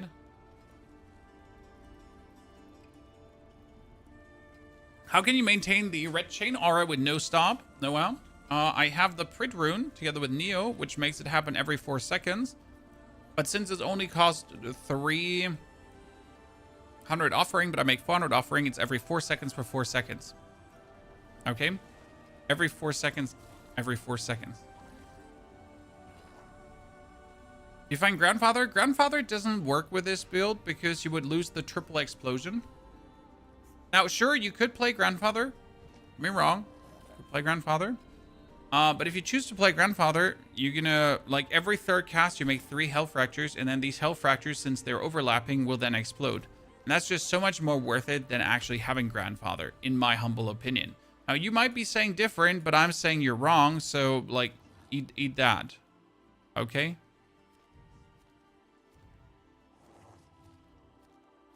So my Warlock... Gotta clear out some strongholds, technically, because I really want to do a Nightmare Dungeon escalation, right? But I'm scared that the Nightmare Dungeon escalation might abort again. We had that before. You notice the Siege theme, including the paid skin and also the Paladin skin, basically copying Malekith, both from... I'm with you, friend. Blizzard is back to their roots, ripping off... you lost me with all the short forms instead of using full words and sentences. Sir? Lost me halfway through. Try again. So I guess, like, if I just go for maximum movement speed and just don't jump around that much, could be something acceptable.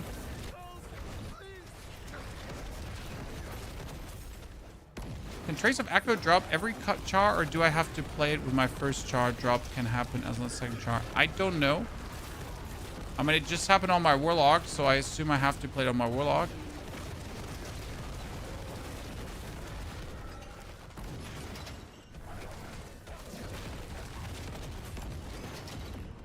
Tentacle, next time write the whole words.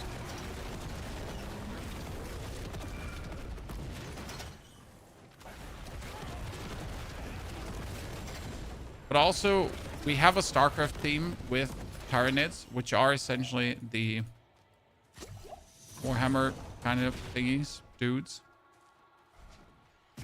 It's not like we have something in that direction, pretty much.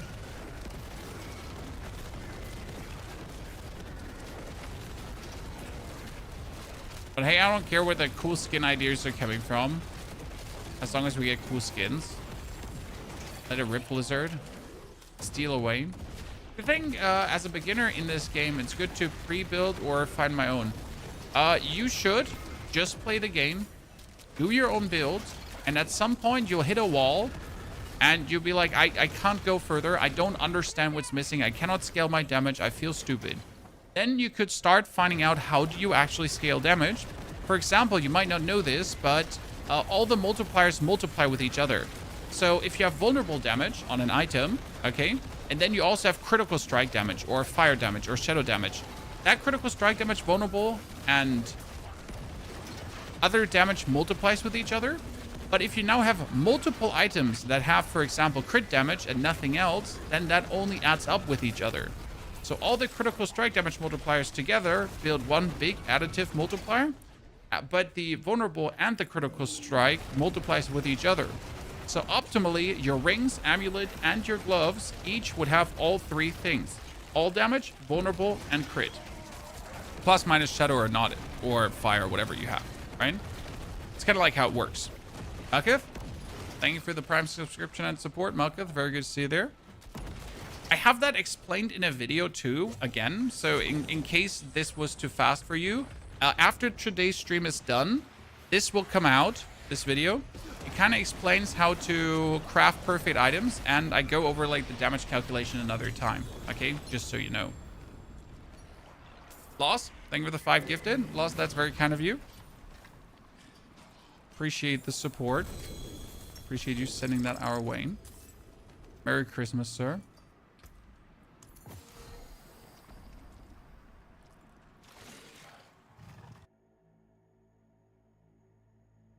Warcraft was meant to be a Warhammer RTS. That's kind of cute.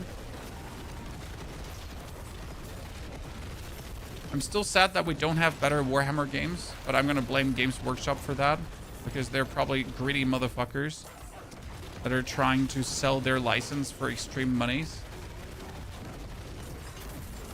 Okay, as much as I want to go in that Horadric strong room, I just want to make it to Astaroth. Yeah, I know, sounds crazy, chat, but I can't be bothered to go in the strong room because I have, like, it's kind of funny how this season went from, like, there are so many things that you had to do to I can't really be bothered to do this because I'm on a mission. I need to be somewhere else. Were Midoride runes removed? Yeah, that's possible.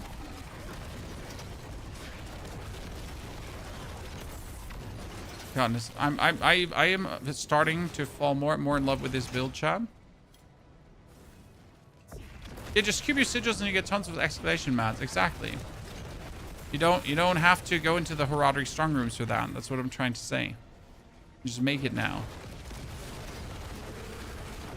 Okay, that bonus movement speed that we tempered on is kind of like giving me at least the movement I need, right? Oleo, thank you very much for the $10 super chat. Appreciate that. Happy you're enjoying the show. Agree on the greedy comment? I mean, we've had now officially so many games, right? I'm getting thrown out again. Yikes. We've had so many games, so many Warhammer games now, and all of them have been rather mediocre. I mean, at some point, it gotta be that they're, I don't know, draining too much money for their license, and there's not enough budget to actually make good games. At some point, that's the only explanation. So this is the problem that can happen with Nightmare Dungeon escalation sigils, that one of the dungeons in the escalation is a stronghold, and therefore you have to actually clear out all the strongholds if you want to do Nightmare Dungeon escalations, which is stupid, because why do I have to do this to farm an item, right? The amount of Optus I get is insane. Yeah, it kind of makes you ask yourself, why did they ever starve us for Optusite in the first place? You know? Whatever made you do that? Because we have more than enough Optusite for everything.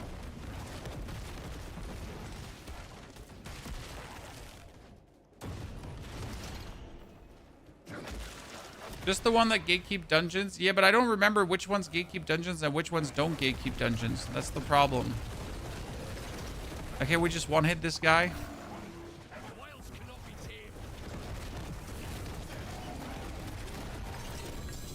Poor guy. I don't remember Torment 10 being this easy. But apparently it is. Tyranny's Grasp isn't good anymore. I can't get out of tier 7. It's fantastic, sir. I'm farming Torment 12 with Tyranny's Grasp. Okay, which other ones are gating a dungeon? The Onyx Watchtower is not gating a dungeon. I know Core Dragon is gating a dungeon. Nostrava is, I think, gating a dungeon, if I'm not mistaken. The problem, whenever you hit one that's gating a dungeon, it throws you out. You obviously don't want to, like, randomly go through this, right? Oh, Vile Splendor, Chad. That one has Vile Splendor. You know how much money that is?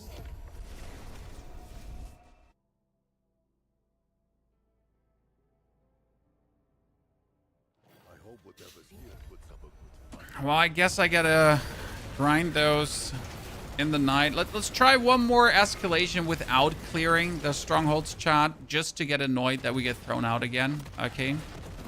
I'm willing to risk my sanity one more time. Just because it's less sanity painful than... It's just bad, but I tried to listen. Ah, sir. As long as you're trying, everything is fine. The worst part is not even trying. No, no, no. Obviously, Diablo's playable now. Diablo has been playable for ages. But it's just simply not a game for everyone. Obviously, this is also now the best Diablo has ever been, so definitely the best state. But Diablo has been quite playable for quite a while. It's just, will never be everyone's cup of tea.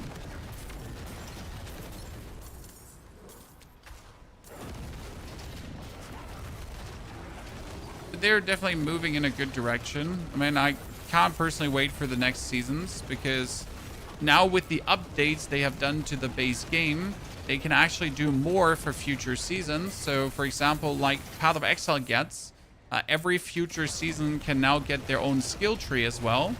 Just like all the other activities have their skill trees, which is going to be then interesting. Like, what are they going to do with that set season, right? Plus then powers, items, whatsoever we're actually going to get from a season. New mechanics that might or might not finally stay in the game, because let's be real, we've gotten so many mechanics and they never stayed in the game, right?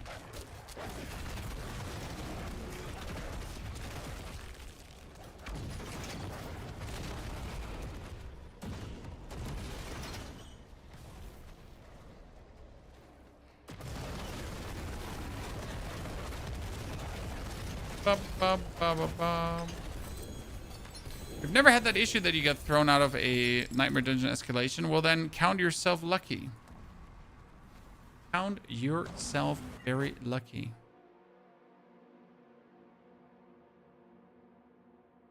Why are war plans not account-based? I think the simple explanation is that they want you to feel the grind on every new character. Now, I don't know if that's smart. Don't get me wrong. Like, I think that's why it is this way. Without now valuing that or not valuing that. When I've made now a new character, I can tell you it doesn't feel as annoying as I thought it would. But it still does not feel good. So it's definitely less annoying than I was expecting it to. But that doesn't make it obviously not annoying. Not annoying.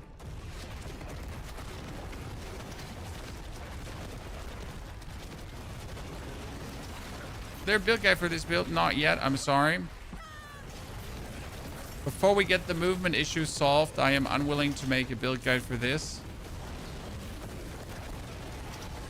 And for the movement issue, the problem is that we gotta play Nightmare Dungeons. So we gotta do an activity where I would want to have more movement, right?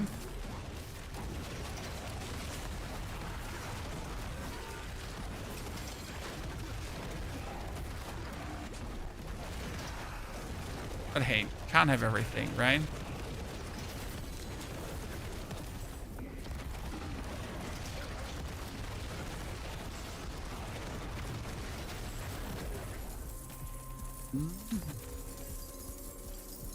Goodness, there are too many obols, chat.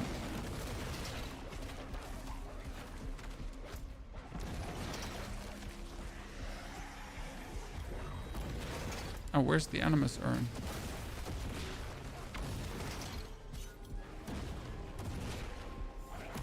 Enjoy this more than Dreadclaw. Well, I never enjoyed Dreadclaw in the first place, so yes, easily do I enjoy this more than Dreadclaws.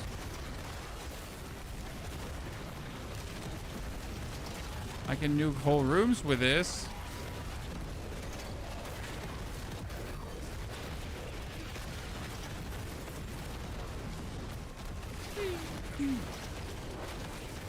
This is the cooldown I'd like to generally have on my dash. That would feel good. A 4-second cooldown. I mean, optimally, you would need boots that have like the attacks reduce evade cooldown on them. That would be the best one because then you just go 1, 2, tap, 1, 2, tap, 1, 2, tap.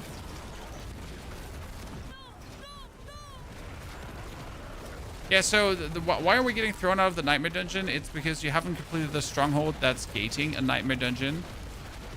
Now, obviously, the chance is low that that happens, but low doesn't mean it won't happen, right? It will certainly happen.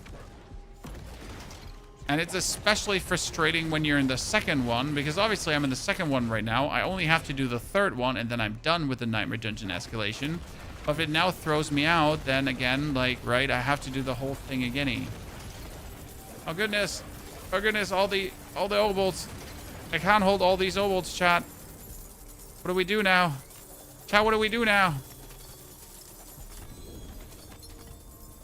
Oh, no, it doesn't stop. It keeps on oboling. Okay, we need to roll some. Oh, we need to roll some. Okay. Physical damage multiplier. Shadow damage multiplier. Let's keep those because I can craft with that. Weapon damage greater affix. I can remove the willpower. Those are actually insane items right now. Damn. Okay, Obel Gamble boots.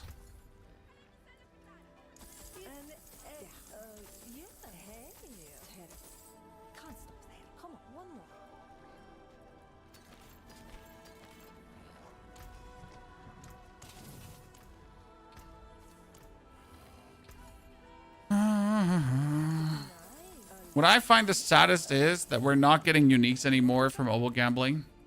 It really is stupid. I am not plenty pleased with that. Obel limit is way too low. Yeah, it feels like Obel limit is something of the past. Okay, I'm instantly 2,500 again, chat. Shit. What do we do now? Ladies and gentlemen, there seems to be a bit too much awesomeness here. Can I put these obolts in a box somewhere and just keep them?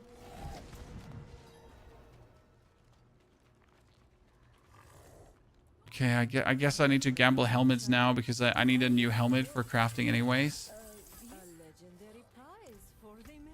So everything, greater affix helmet. Taken apart, melted down. I mean, this build could probably play... I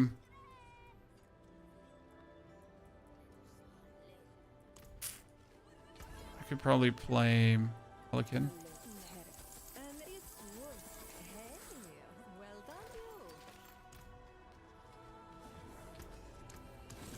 I'm gonna go now. Look at that. My obolts are full again, Chan. How many obolts dropped from this abomination? How many more? How many more? Oh, that's like I'm just like we're just throwing money at the problem at this point. Okay, here boots, upgrade to unique. Still not penitent greaves, upgrade to unique. Flicker stab. Mainland taken apart, melted down. So we could play a Harlequin technically because it's damage reduction and thing to all and cooldown reduction, which would actually work, right? But now play a Harlequin crest. And I would have to masterwork the...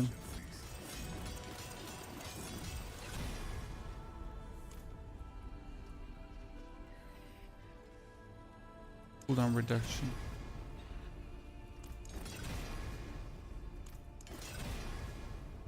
Thank you. And then we can temper on it the... My armor is like really lackluster.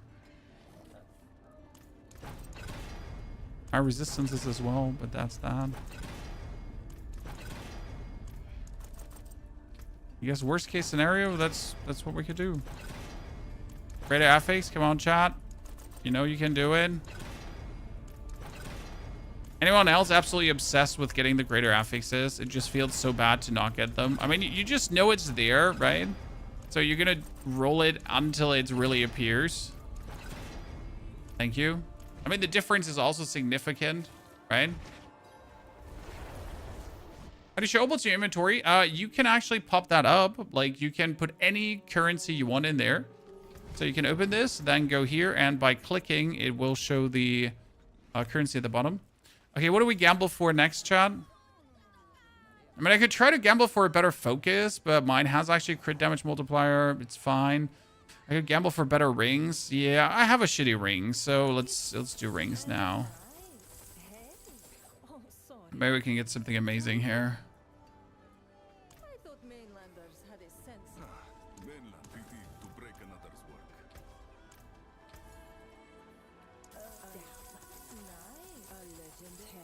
work. We need to gamble something away. Okay. On we go. Oh no, chat! There's still obolts left. No, we got them all. Ladies and gentlemen, all the obolts. Please, now don't break, chat. Everyone pray their prayers. Please don't break. Please don't break. Woo! It's working! Ladies and gentlemen, we're going to get to fight Astaroth. Let's go.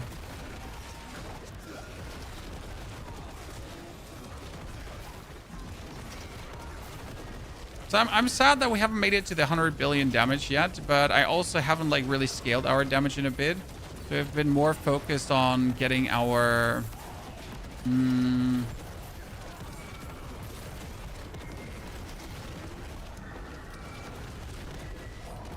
been more focused on getting our movement problem under control than anything else.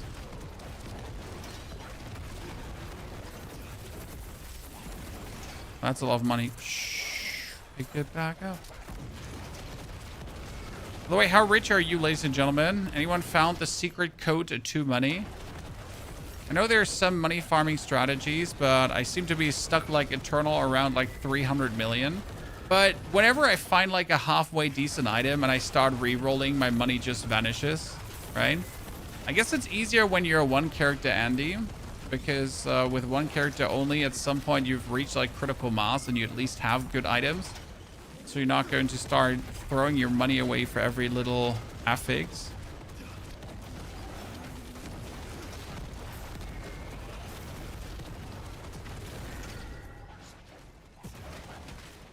The link just built. Nope, sorry.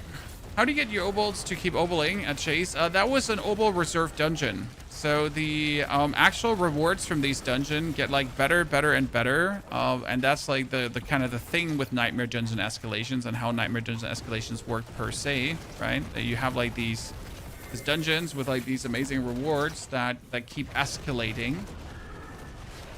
That's why they're called an escalation.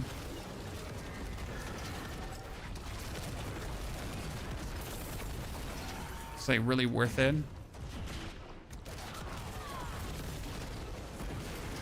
This is Diablo Immortal? Yes, this is Diablo Immortal. How did you know? Killer Floney, good to see you there. Thank you for your Prime subscription. Robot also. Thank you for the brand new support.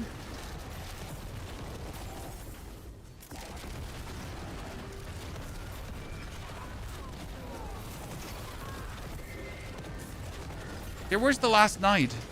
See, you see, he's down here, right? Probably down there. Do you have sigils with gold bonus? Yeah, I haven't really bothered with that because I don't want to bother with that. You know? My problem is, let's say Blizzard assumes that everyone is going to get themselves sigil with gold bonuses and then equip them whenever they're farming for gold. So the actual amount of gold that's in the game is kind of accounting for the fact that people are going to farm bonus gold. And since Blizzard calculated that in and you're too lazy to do it because you can't be fucking asked, you're being kind of like punished for just, you know, Blizzard assuming that you'll do it anyways. Who knows? Flipmeister, thank you very much for the brand new subscription. Flipmeister, appreciate it. Hope you're ready for the... Oh, wow. No, no, chat. No, no. The obols. The obols. They keep oboling.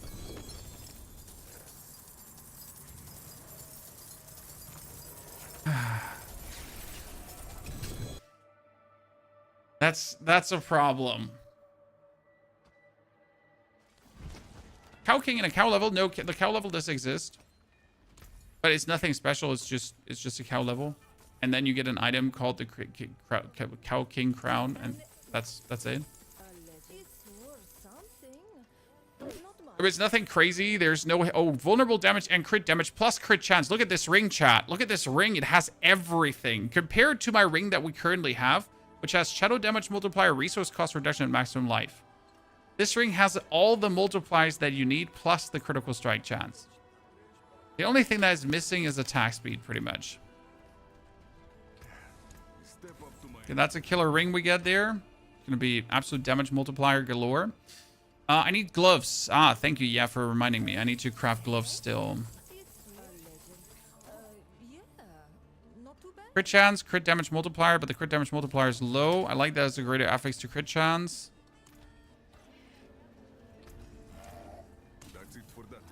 Potentially craft with that.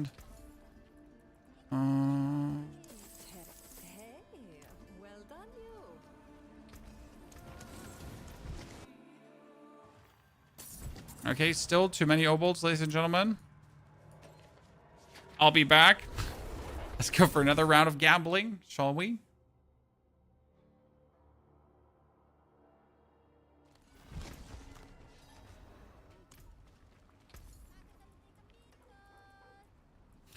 Oh, it's the full 2,000 obolts again. Jesus Christ. That obol reserve went a bit out of control. When I remove the obol limit at all, see, I don't absolutely have a problem with that because the obol limit currently is like an artificial way to force you to break your farm to return back to base to then have to do it again.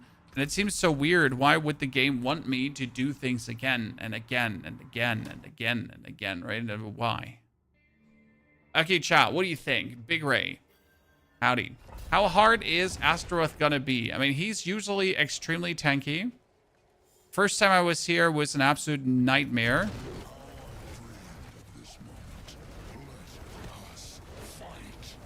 Okay, his doggy died relatively quick.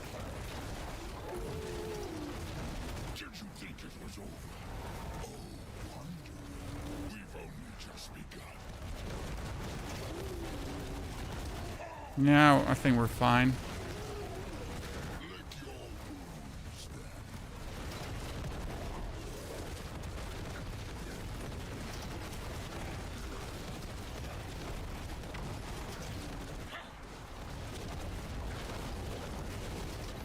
Good. Quite convenient. Give me boots. Please give me boots. Do not give me boots. I'm going to be sad. Chat, I don't think we get a single boot. Chat, I don't think we get a single boot. We get everything else. We get the Crown of Lucian. We get the Rictus of Terror. We get Hecaton's Chasms. We get a chest piece. We didn't get... Oh, that has fire resistance. I can reroll that fire resistance. It's very upsetty spaghetti.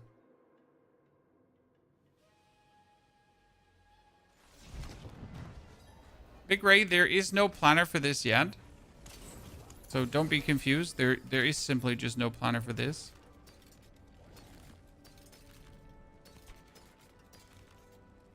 There will be a planner in the future, though. Oh, we get temerity. Cute. This should be interesting. So all of this just to not get a single pair of boots. But at least we got Maul of Speeding Flame as a charm.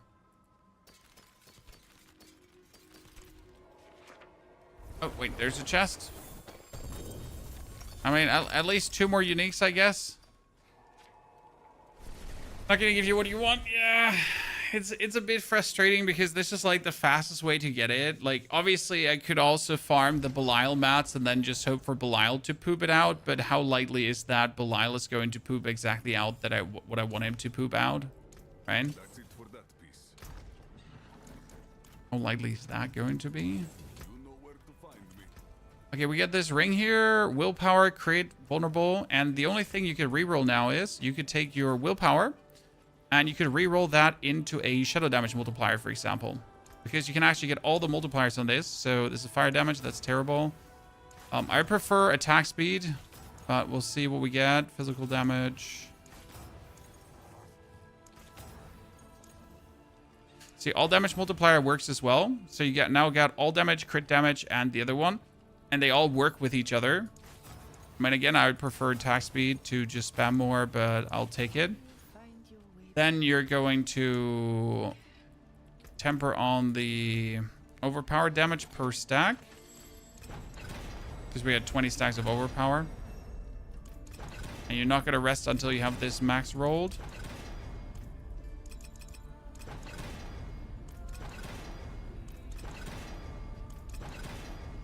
Oh, come on now.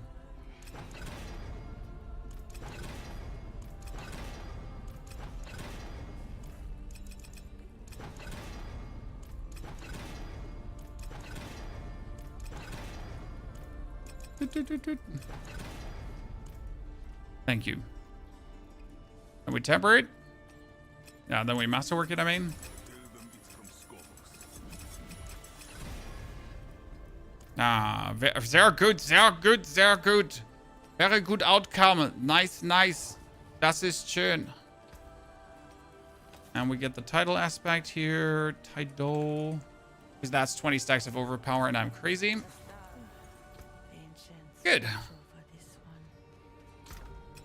I got this pair of gloves, which crit, max life, and that. But I'm unwilling to give my attack speed away yet. So then we're going to take the boots, or remove affix, Chad. White boots. Actually, not white boots yet. White boots. White boots. And white boots. So it's not like that we tried currently... How many times already? We've tried on 10 boots. And we have not gotten the one we're looking for. Now, they say it's possible that you get any unique, right? But I don't want to believe it. Because I don't seem to be able to get this. Right? I don't seem to be able to get any unique I'm looking for. Let's do a Torment 90 now. We can do a Pit 100 already, so this is out of question, right?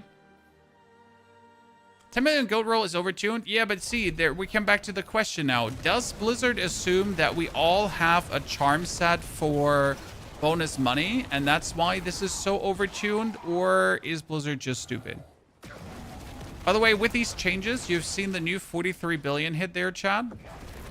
So just that new ring, easily just eclipsing my damage to a highest number we've seen so far on this. Just how beautiful multipliers work.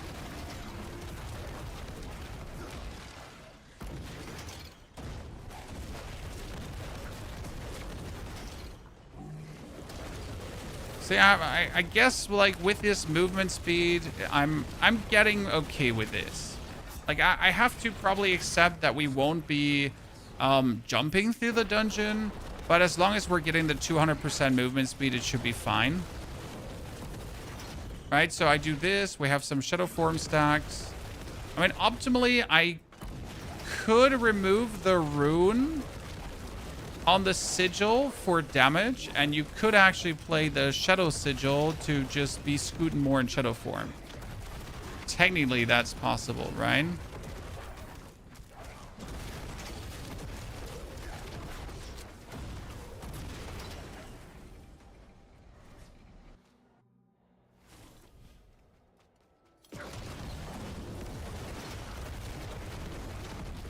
I mean, at least with a cooldown reduction from the...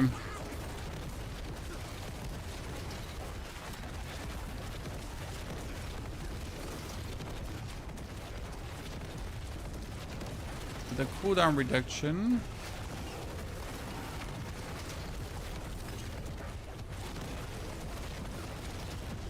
From the crown, we have it down to 9 seconds. Any recommendation to visit in southwest Germany? Web and I are looking for a place to visit with our children that aren't too far away. Germany's small, but still big to give, you know, random shout outs.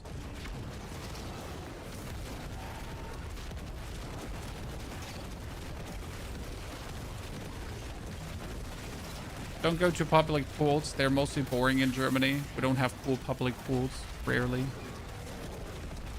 41 billion. And we're seeing more of these high billion numbers. So I'm very happy with that.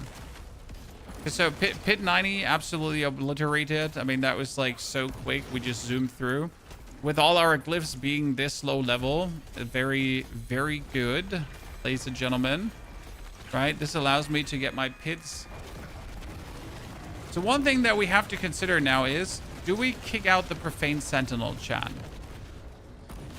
Because the Profane Sentinel right now is in here because it's like nice bonus damage, but it does cost me too much dominance to upkeep.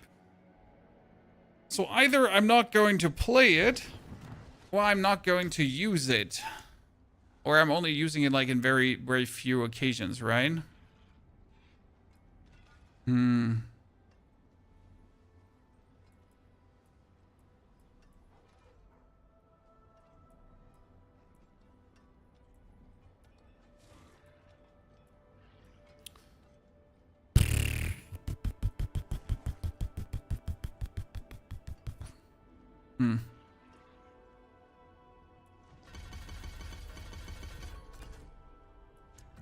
Also points left over to spend. Like, see, we're currently using only the Sigil of Summons because it gives us a greater Demon Summon, and the greater Demon Summon gives us more damage, right? We could technically also go for the Sigil of Subversion to just be, in demon form.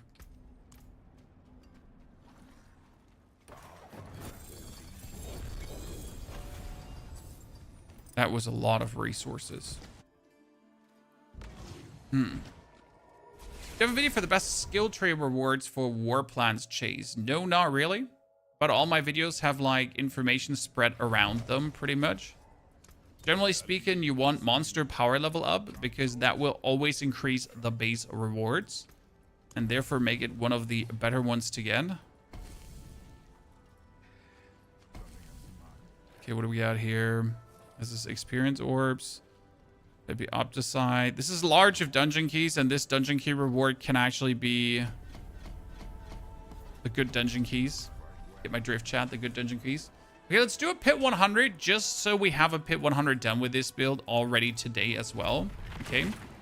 We still have to like fine tune the Paragon board. We still have to fine tune a lot of gear and that kind of stuff.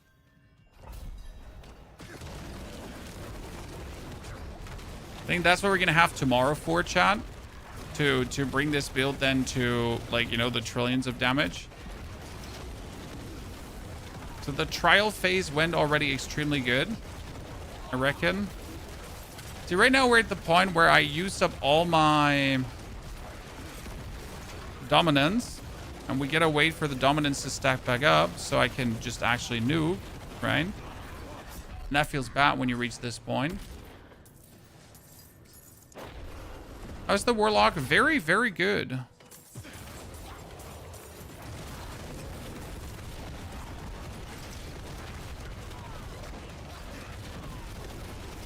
I mean, so far, our Tyrant's Grasp build is still stronger, but the gap is closing rapidly. 66 billion. That's a high score. We haven't seen that one yet.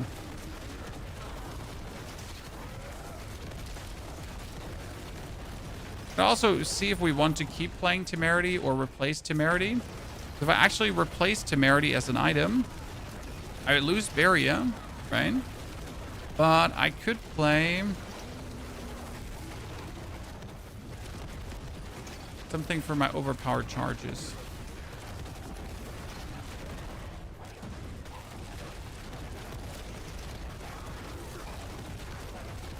Keep them more up.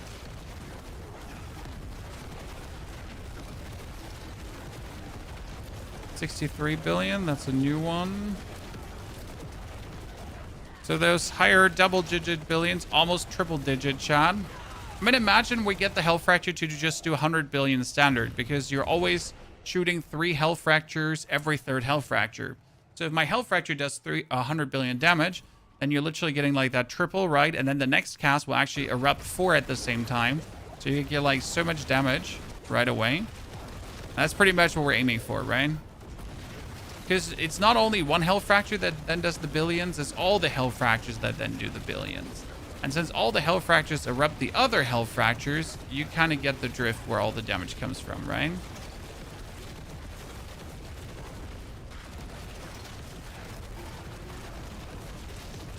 I think the Warlock is fairly finely scaled. I mean, I think the expansion was always going to mix a lot of things up, and it was going to be hard to like see what is going to be OP and what's going to be fairly balanced, because there are just so many new things. There's so many new multipliers. There's so many ways to interact with stuff. And yeah, I'm not surprised that it turned out this way, right? I mean, Warlock was also either going to be completely OP or just as OP as other stuff. Because let's be fair, there's quite some crazy shit out there currently. Okay, let's hit her with the Apocalypse to increase the damage to double. So now we do Apocalypse again. She survives the Apocalypse, okay? And then for 4 seconds, we do twice the damage.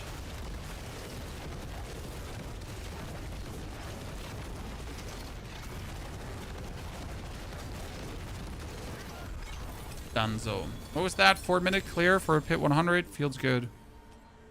Especially since we're only movement speeding, right? Destruction. Up with destruction. All the way up to 80. Yeah, that was a crazy level.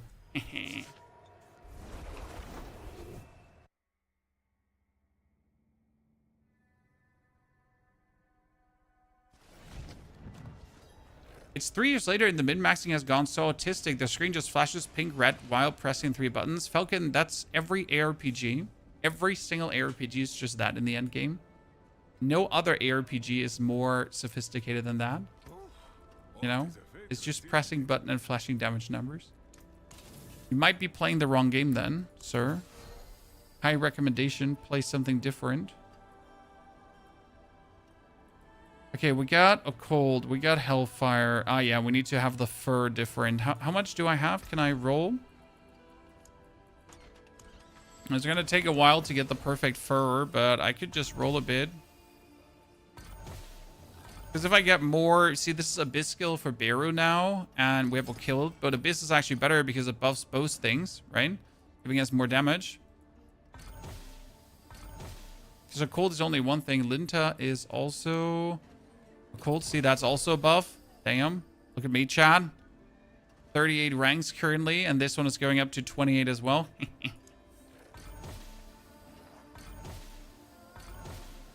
The little things that matter, but they matter. Biscuit on the lore as well. Yep, ladies and gentlemen. Ta-ta. Very good. In PoE, I use 4 buttons, good sir. Kirazen, that can't be an S tier build because if you're using more than 2 buttons, your build sucks. I mean, what the fuck? Oh, no, Necro today. Well, my Necro reached trillions of damage. My Necro killed Mephisto, so the the Army of the Dead Necro is functionally done. I have played it. I've done it. I've enjoyed it. Beautiful. And we're now on the road to make another intriguing build, to then make also more Necro builds, and then rinse and repeat. More, and more. Always for you. You know? That one has Vile Splendor too. Vile Splendor's big money moolah. Let's see if we can burst through one quickly. One feature I want is to hide other people's effects. Yes, that would be great. I mean, the best thing you can pretty much do is turn off crossplay. Which is sad, like, right? So you turn off crossplay so you see less players, which is the best thing you can pretty much do, because if you see less players, then you're going to also see less effects.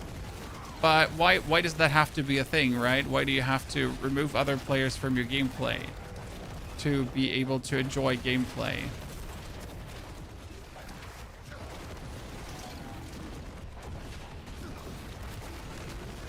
When you play with Necro, we played an Army of the Dead Necro where you send the Army of the Dead skill into your opponent, and that Army of the Dead skill explodes then for trillions of damage. Extremely powerful build, really fun to play, very easy to scale. And an absolute demolished Mr. Mephisto. And it was once again a new and different playstyle, which I'm always searching for. I am personally very excited for new and different playstyles, right? That's why I like the Warlock so much, because we've had like the Barrage spam, we've had go for Big Black Golem, which was also interesting. Then we had the Tyrant's Grasp, right? Now we got a rather different zooming version of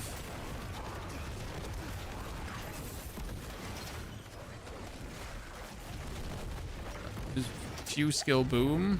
So there's just so many different playstyles that the Warlock has, and they're all just feel unique and good in their own way. Okay, 46 billion Chan. 67 billion also. There's only 33 billion missing for my ultimate achievement, that we hit the 100 billion standard.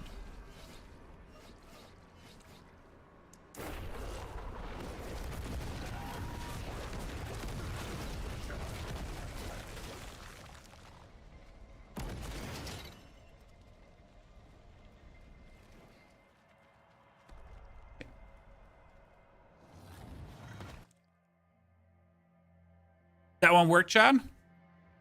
Summon Fallen is viable as well. Pushed it to 115 and I'm missing a bunch of things. That's lovely to hear, Victor. I mean, I'm just happy if more builds are viable. And I think, like, so we have one problem though already. Do you want to know what the problem is? The problem is Banishlord's Talisman. Why is Banished Lord's Talisman an issue? Because it's technically the best charm to have for every single build. And that's bullshit. Why is it the best charm to have for every single build? Because Banished Lord's Talisman allows you to, well, work together with Overpower stacks. And Overpower stacks are the biggest additive damage boost in the game. So it's kind of stupid that we again have, like, Overpower got nerfed, got altered. But they can't seem to get a grip of it because, like, I don't want to have to stack Overpower now on every single build because it's just the best additive bonus.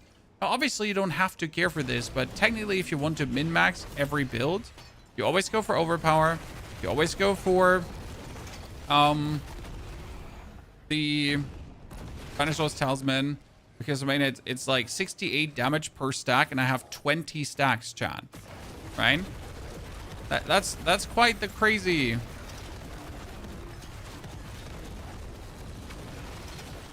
Additive damage bonus. And that's without actually max rolled versions, right? We can go for 100 damage per stack, roughly. That's 20 stacks then. That's a little bit much for an additive damage bonus, isn't it?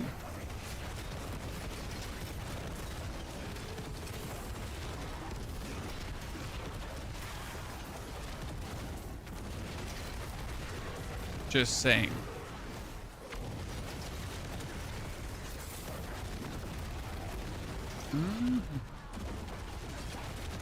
Are you playing Druid this season? I will play everything, sir.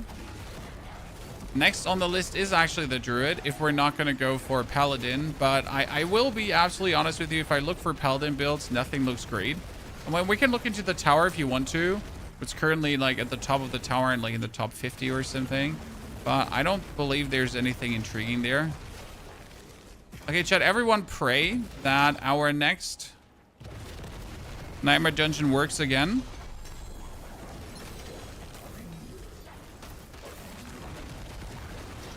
I'm slowly getting to the point where I just want to build 30% movement speed boost and just say screw having a movement skill.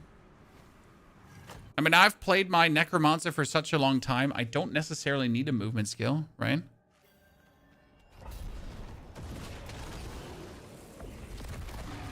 Astaroth incoming. See if we can kill him even faster this time.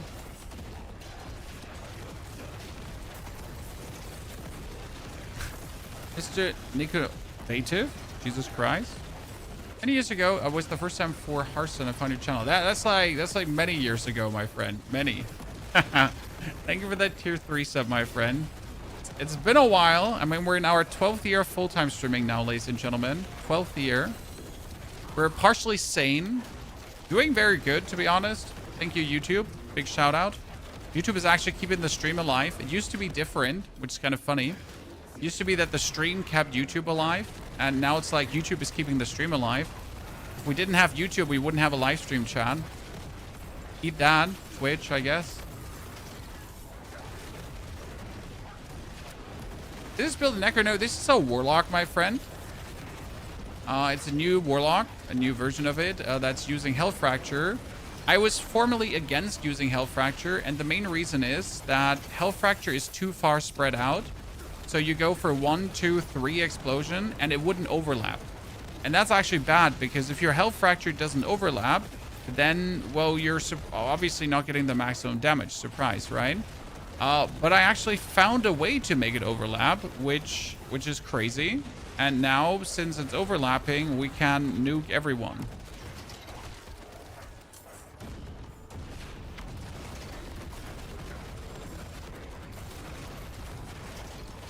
And that has me extremely happy. Because imagine making 5 Hell Fractures, and with every click of your button, you're erupting all 5 Hell Fractures again. But your Hell Fractures are so ginormous at this point that all 5 explosions then actually do hit the same target. Right? So if your click on Hell Fracture erupts for billions on every Hell Fracture, then every Hell Fracture hits the target, hitting them for billions again. And if that then ends up being trillions, then guess what? In 2050, my daughter was 1 year old. Yeah, but mine turns 7 soon. That's 7 years of this 12-year journey already covered by tiny humans as well. Crazy. Okay, Astaroth, ladies and gentlemen. Maybe the boots. How did you find a way to overlap them? Come closer, Mr. Batman. It's very simple and actually not simple. So we're using the Banished Lord's Talisman, okay, for a lot of overpower. And then we have the Soul Shard, and the Soul Shard says for every stack of overpower, we increase the size of an occult skill. Now, what is an occult skill? This is an occult skill. So for every stack of overpower, I get 3.5% more damage on top, right? 12% and 3.5% more damage, and size increase. And I have 20 stacks of overpower. So it's 20 times 12 and 20 times 3.5 and 20 times the size. But since the size goes so big, again, all these health fractures, I mean, if you look at the numbers, there's not just one damage number coming, there are all these damage numbers coming. Obviously, these damage numbers are also coming from the health fractures erupting into themselves, but a lot of these damage numbers are also coming from the health fractures actually overlaying, right? And that's where then the big build, look at him die now. Jesus, we just increased the damage so much. Yeah, that's crazy. Okay, boots. If you're not giving me boots, we're gonna be throwing hands, brother. There's one pair of boots at least, I guess. I'll be back. Give me a jiffy. Has anyone played Druid? We're gonna start on Thursday, Killer Clown. I'd say Thursday is currently for Druid, okay? Nailed, Crown, Hackaden.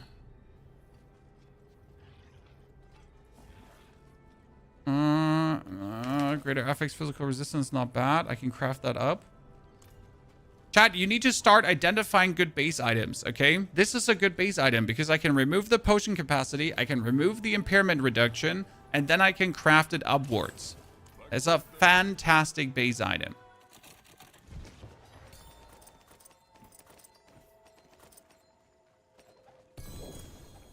It's something you need to learn and understand. You get there.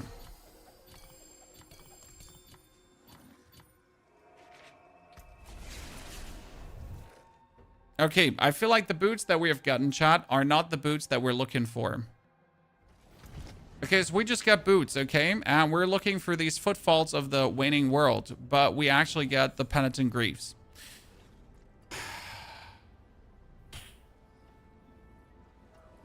Schwierig. Sehr schwierig, as we say in Germany. Step up to my end. Build is looking fun. Build is looking fun. I think my decision will probably be, let's just do 200% movement speed. Because right now, what we have 143% movement speed with a 44% movement speed temper. Then, when we actually activate our talisman, we have Abodian increase our movement and attack speed by 25, okay? So that would be 175 movement attack speed. If I now would just get movement speed on the boots again, we're sitting at 200% movement speed, and that should be it. How the hell are you doing billions of damage? Okay, let me show you something, and this is extremely important. You need to pay attention now. Come closer. It's all about the skill ranks in your talisman. Okay, skill ranks in your talisman are insane damage. I have 15 ranks to my skills right now. Actually, 12, because this one doesn't count. So I have 12 ranks to my skills right now. Every single rank to my skill here is another 8% more damage. Okay, 12 times 8. Do the math. Then, we're getting, currently in this build again, with the amulet, 30% more damage, but we have 20 stacks of overpower. So that's 20. Okay, we have 20 times 12. Then we have 3.5 times 20 as well. Okay, so that's 20 times 12 plus, so that's like the bonus damage we get, 310. Plus then the 90% that we get from all the skills, so we're sitting roughly at 400% bonus damage. Okay, that's already 400% bonus damage. That's some. On that 400% bonus damage, there's the additive bonus from the overpower stacks, which is currently 20 times 64, I think. Yeah, it's 20 times 64. So that's additive bonus damage, but this is like additive bonus damage you're getting, okay? Which then gets multiplied up, okay? And then on your gear, you have stuff like this. You have critical damage multiplier. That critical damage multiplier multiplies with the vulnerable damage multiplier, multiplies with the all damage multiplier. You then have shadow damage multiplier, an item that multiplies with that as well. And then the critical strike damage multipliers, they actually additive between themselves. We have critical strikes in general, right? And all of this together leads to the crazy damage. Okay? And that's kind of like how it all works. Yeah. But in order to make this clearer for you, we have a guide coming out in 3 hours. Just as an FYI, there will be another video on this channel. So this morning released a video on the Necromancer, in case you have not seen that. And then in 3 hours, there's another video coming about the how to craft perfect items. It's literally titled How to Craft Perfect Items. It's actually not titled like that. It's way more clickbait, but that's the gist of it. How do you get 20 stacks rich? I get 20 stacks by summoning Warlock. Warlock gives you 8 stacks when you summon him. But I also have a Chaos Paragon board that gives you more stacks. So right now we're at 16. If I press this button, we're instantly up. Okay? Why does Warlock give me double his bonus? That's because of the amulet. The amulet makes the bonus of him count twice. So I pretty much press this button one time and boom, there we are. 20 stacks and I'm instantly doing billions of damage and that's it. Harbinger of Hatred down, Torment 10. I'm not sure how this would look in Torment 11, but probably similar. That's a Spine of Testament with 2 greater affixes now, ladies and gentlemen. So this is my Spine of Testament, right? And this is now my new Spine of Testament. It's not. It's not my new Spine of Testament. It's not. Should we do a tier Torment 11 one just to see if it works? That was really disappointing, chat, because we get it, but we didn't.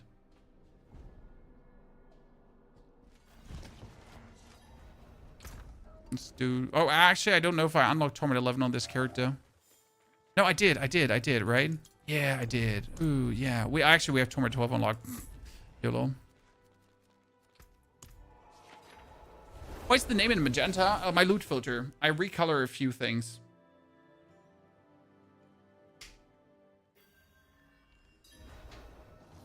Will Crimson Desert return on your timetable? Currently not, as there's nothing really exciting new. I mean, sure, we got the re-challenge of bosses and that kind of stuff, but it doesn't functionally change the game, right? I mean, Crimson Desert has reached the point where you play the game because you can't let go of the game, right? But there's still not like real end game to hang out in. I mean, it's the end of the day, it's a single player game that once it's beaten, it's beaten. Just that people are just really clinging to the game and they don't want to let go. The best way to farm tribute keys, Tree of Whispers, together with the war plants and also Pit. I mean, Pit gives you always 1 tribute, guaranteed. So yeah, that's some of the best to go for.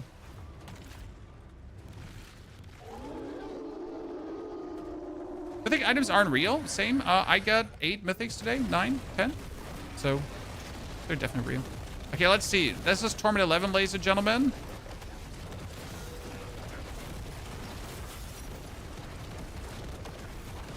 It's good, I'd say. Oh, 94 billion. Let's shot. We did it. Almost the 100 billion hit. And it was actually multiple 100 billion hits. Do. Almost there. Let's clunk and go. Not the items we're looking for. Oh, we got a Nemesis lair. We haven't seen one of those in quite a while. What's a Nemesis lair? Well, a Nemesis lair is where I'm going to just whoop 2 bosses' asses in no time. Now in a second. Okay. I haven't seen that one in a hot minute. And in Torment 11. This is going to be loot overload. So Nemesis lair has 2 bosses now.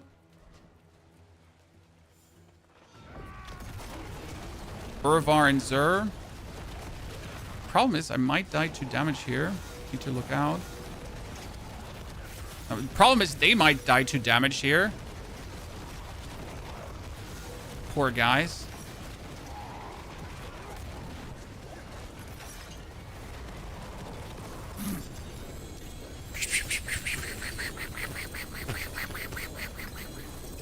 Oh no, oh no, all the loot. I can't hold all the loot. It's too much. Give me a second, chat. Apocalypse bill is 3 to 5 trillion. You're happy with 100 billion? Yes, Johel. I mean, I know it's hard to understand that not everyone wants to play one build because builds can be boring, you know? So yes, there are builds that do trillions of damage. Yes, there are also builds that are functionally boring to play. So you choose to not play them for your own sanity and enjoyment. I know, crazy concept. One day that will be understood by everyone. So we choose to play other builds that are more fun. You know? We play Necro later today. No. And the reason for that is very simple. Because today's my birthday. And we actually have to end the stream now. I know. Sad. I wish we could go on because there's so many of you here and I wish I could entertain you further, but I'm actually expecting guests and we're going to have to try the new slushy machine and fill it up with alcohol. So yeah, that's the plan. Okay. That was it for today. The stream is done. This was the Hell Fracture Warlock. I'm sorry that I can't give you the build yet because I'm just not 100% happy. I'm unsure about the Profane Sentinel. It's not certain that we keep the Sigil of Summons. There could be some changes still regarding some other stuff. Maybe the Blazing Scream goes out. But we're moving in the right direction, okay? I mean, this is Torment 12 ready. It's destroying everything. We almost have the 100 billion damage. Shit's working. I'm turning 37 years old today, or I did turn 37 years old, so I'm the same age as my wife finally again. I lost my advantage. I tried. That being said, I'm going to put this video live, though, because we made the build in the beginning of the stream. So if you can't wait for a planner, if you can't wait for tomorrow, chat, we made this build in the beginning of the stream on the channel, so you can actually see how we're putting the builds in and so on. However, there's also a video coming out in 2 hours, 2.5 hours. This is going to be the video. It's not out yet, but it's there. Okay, 2.5 hours. Enjoy that. And I'll hopefully see you all tomorrow again. I'll be back, obviously, for stream. And hope to have you all there. Okay, so thank you very much. Take care and appreciate you all.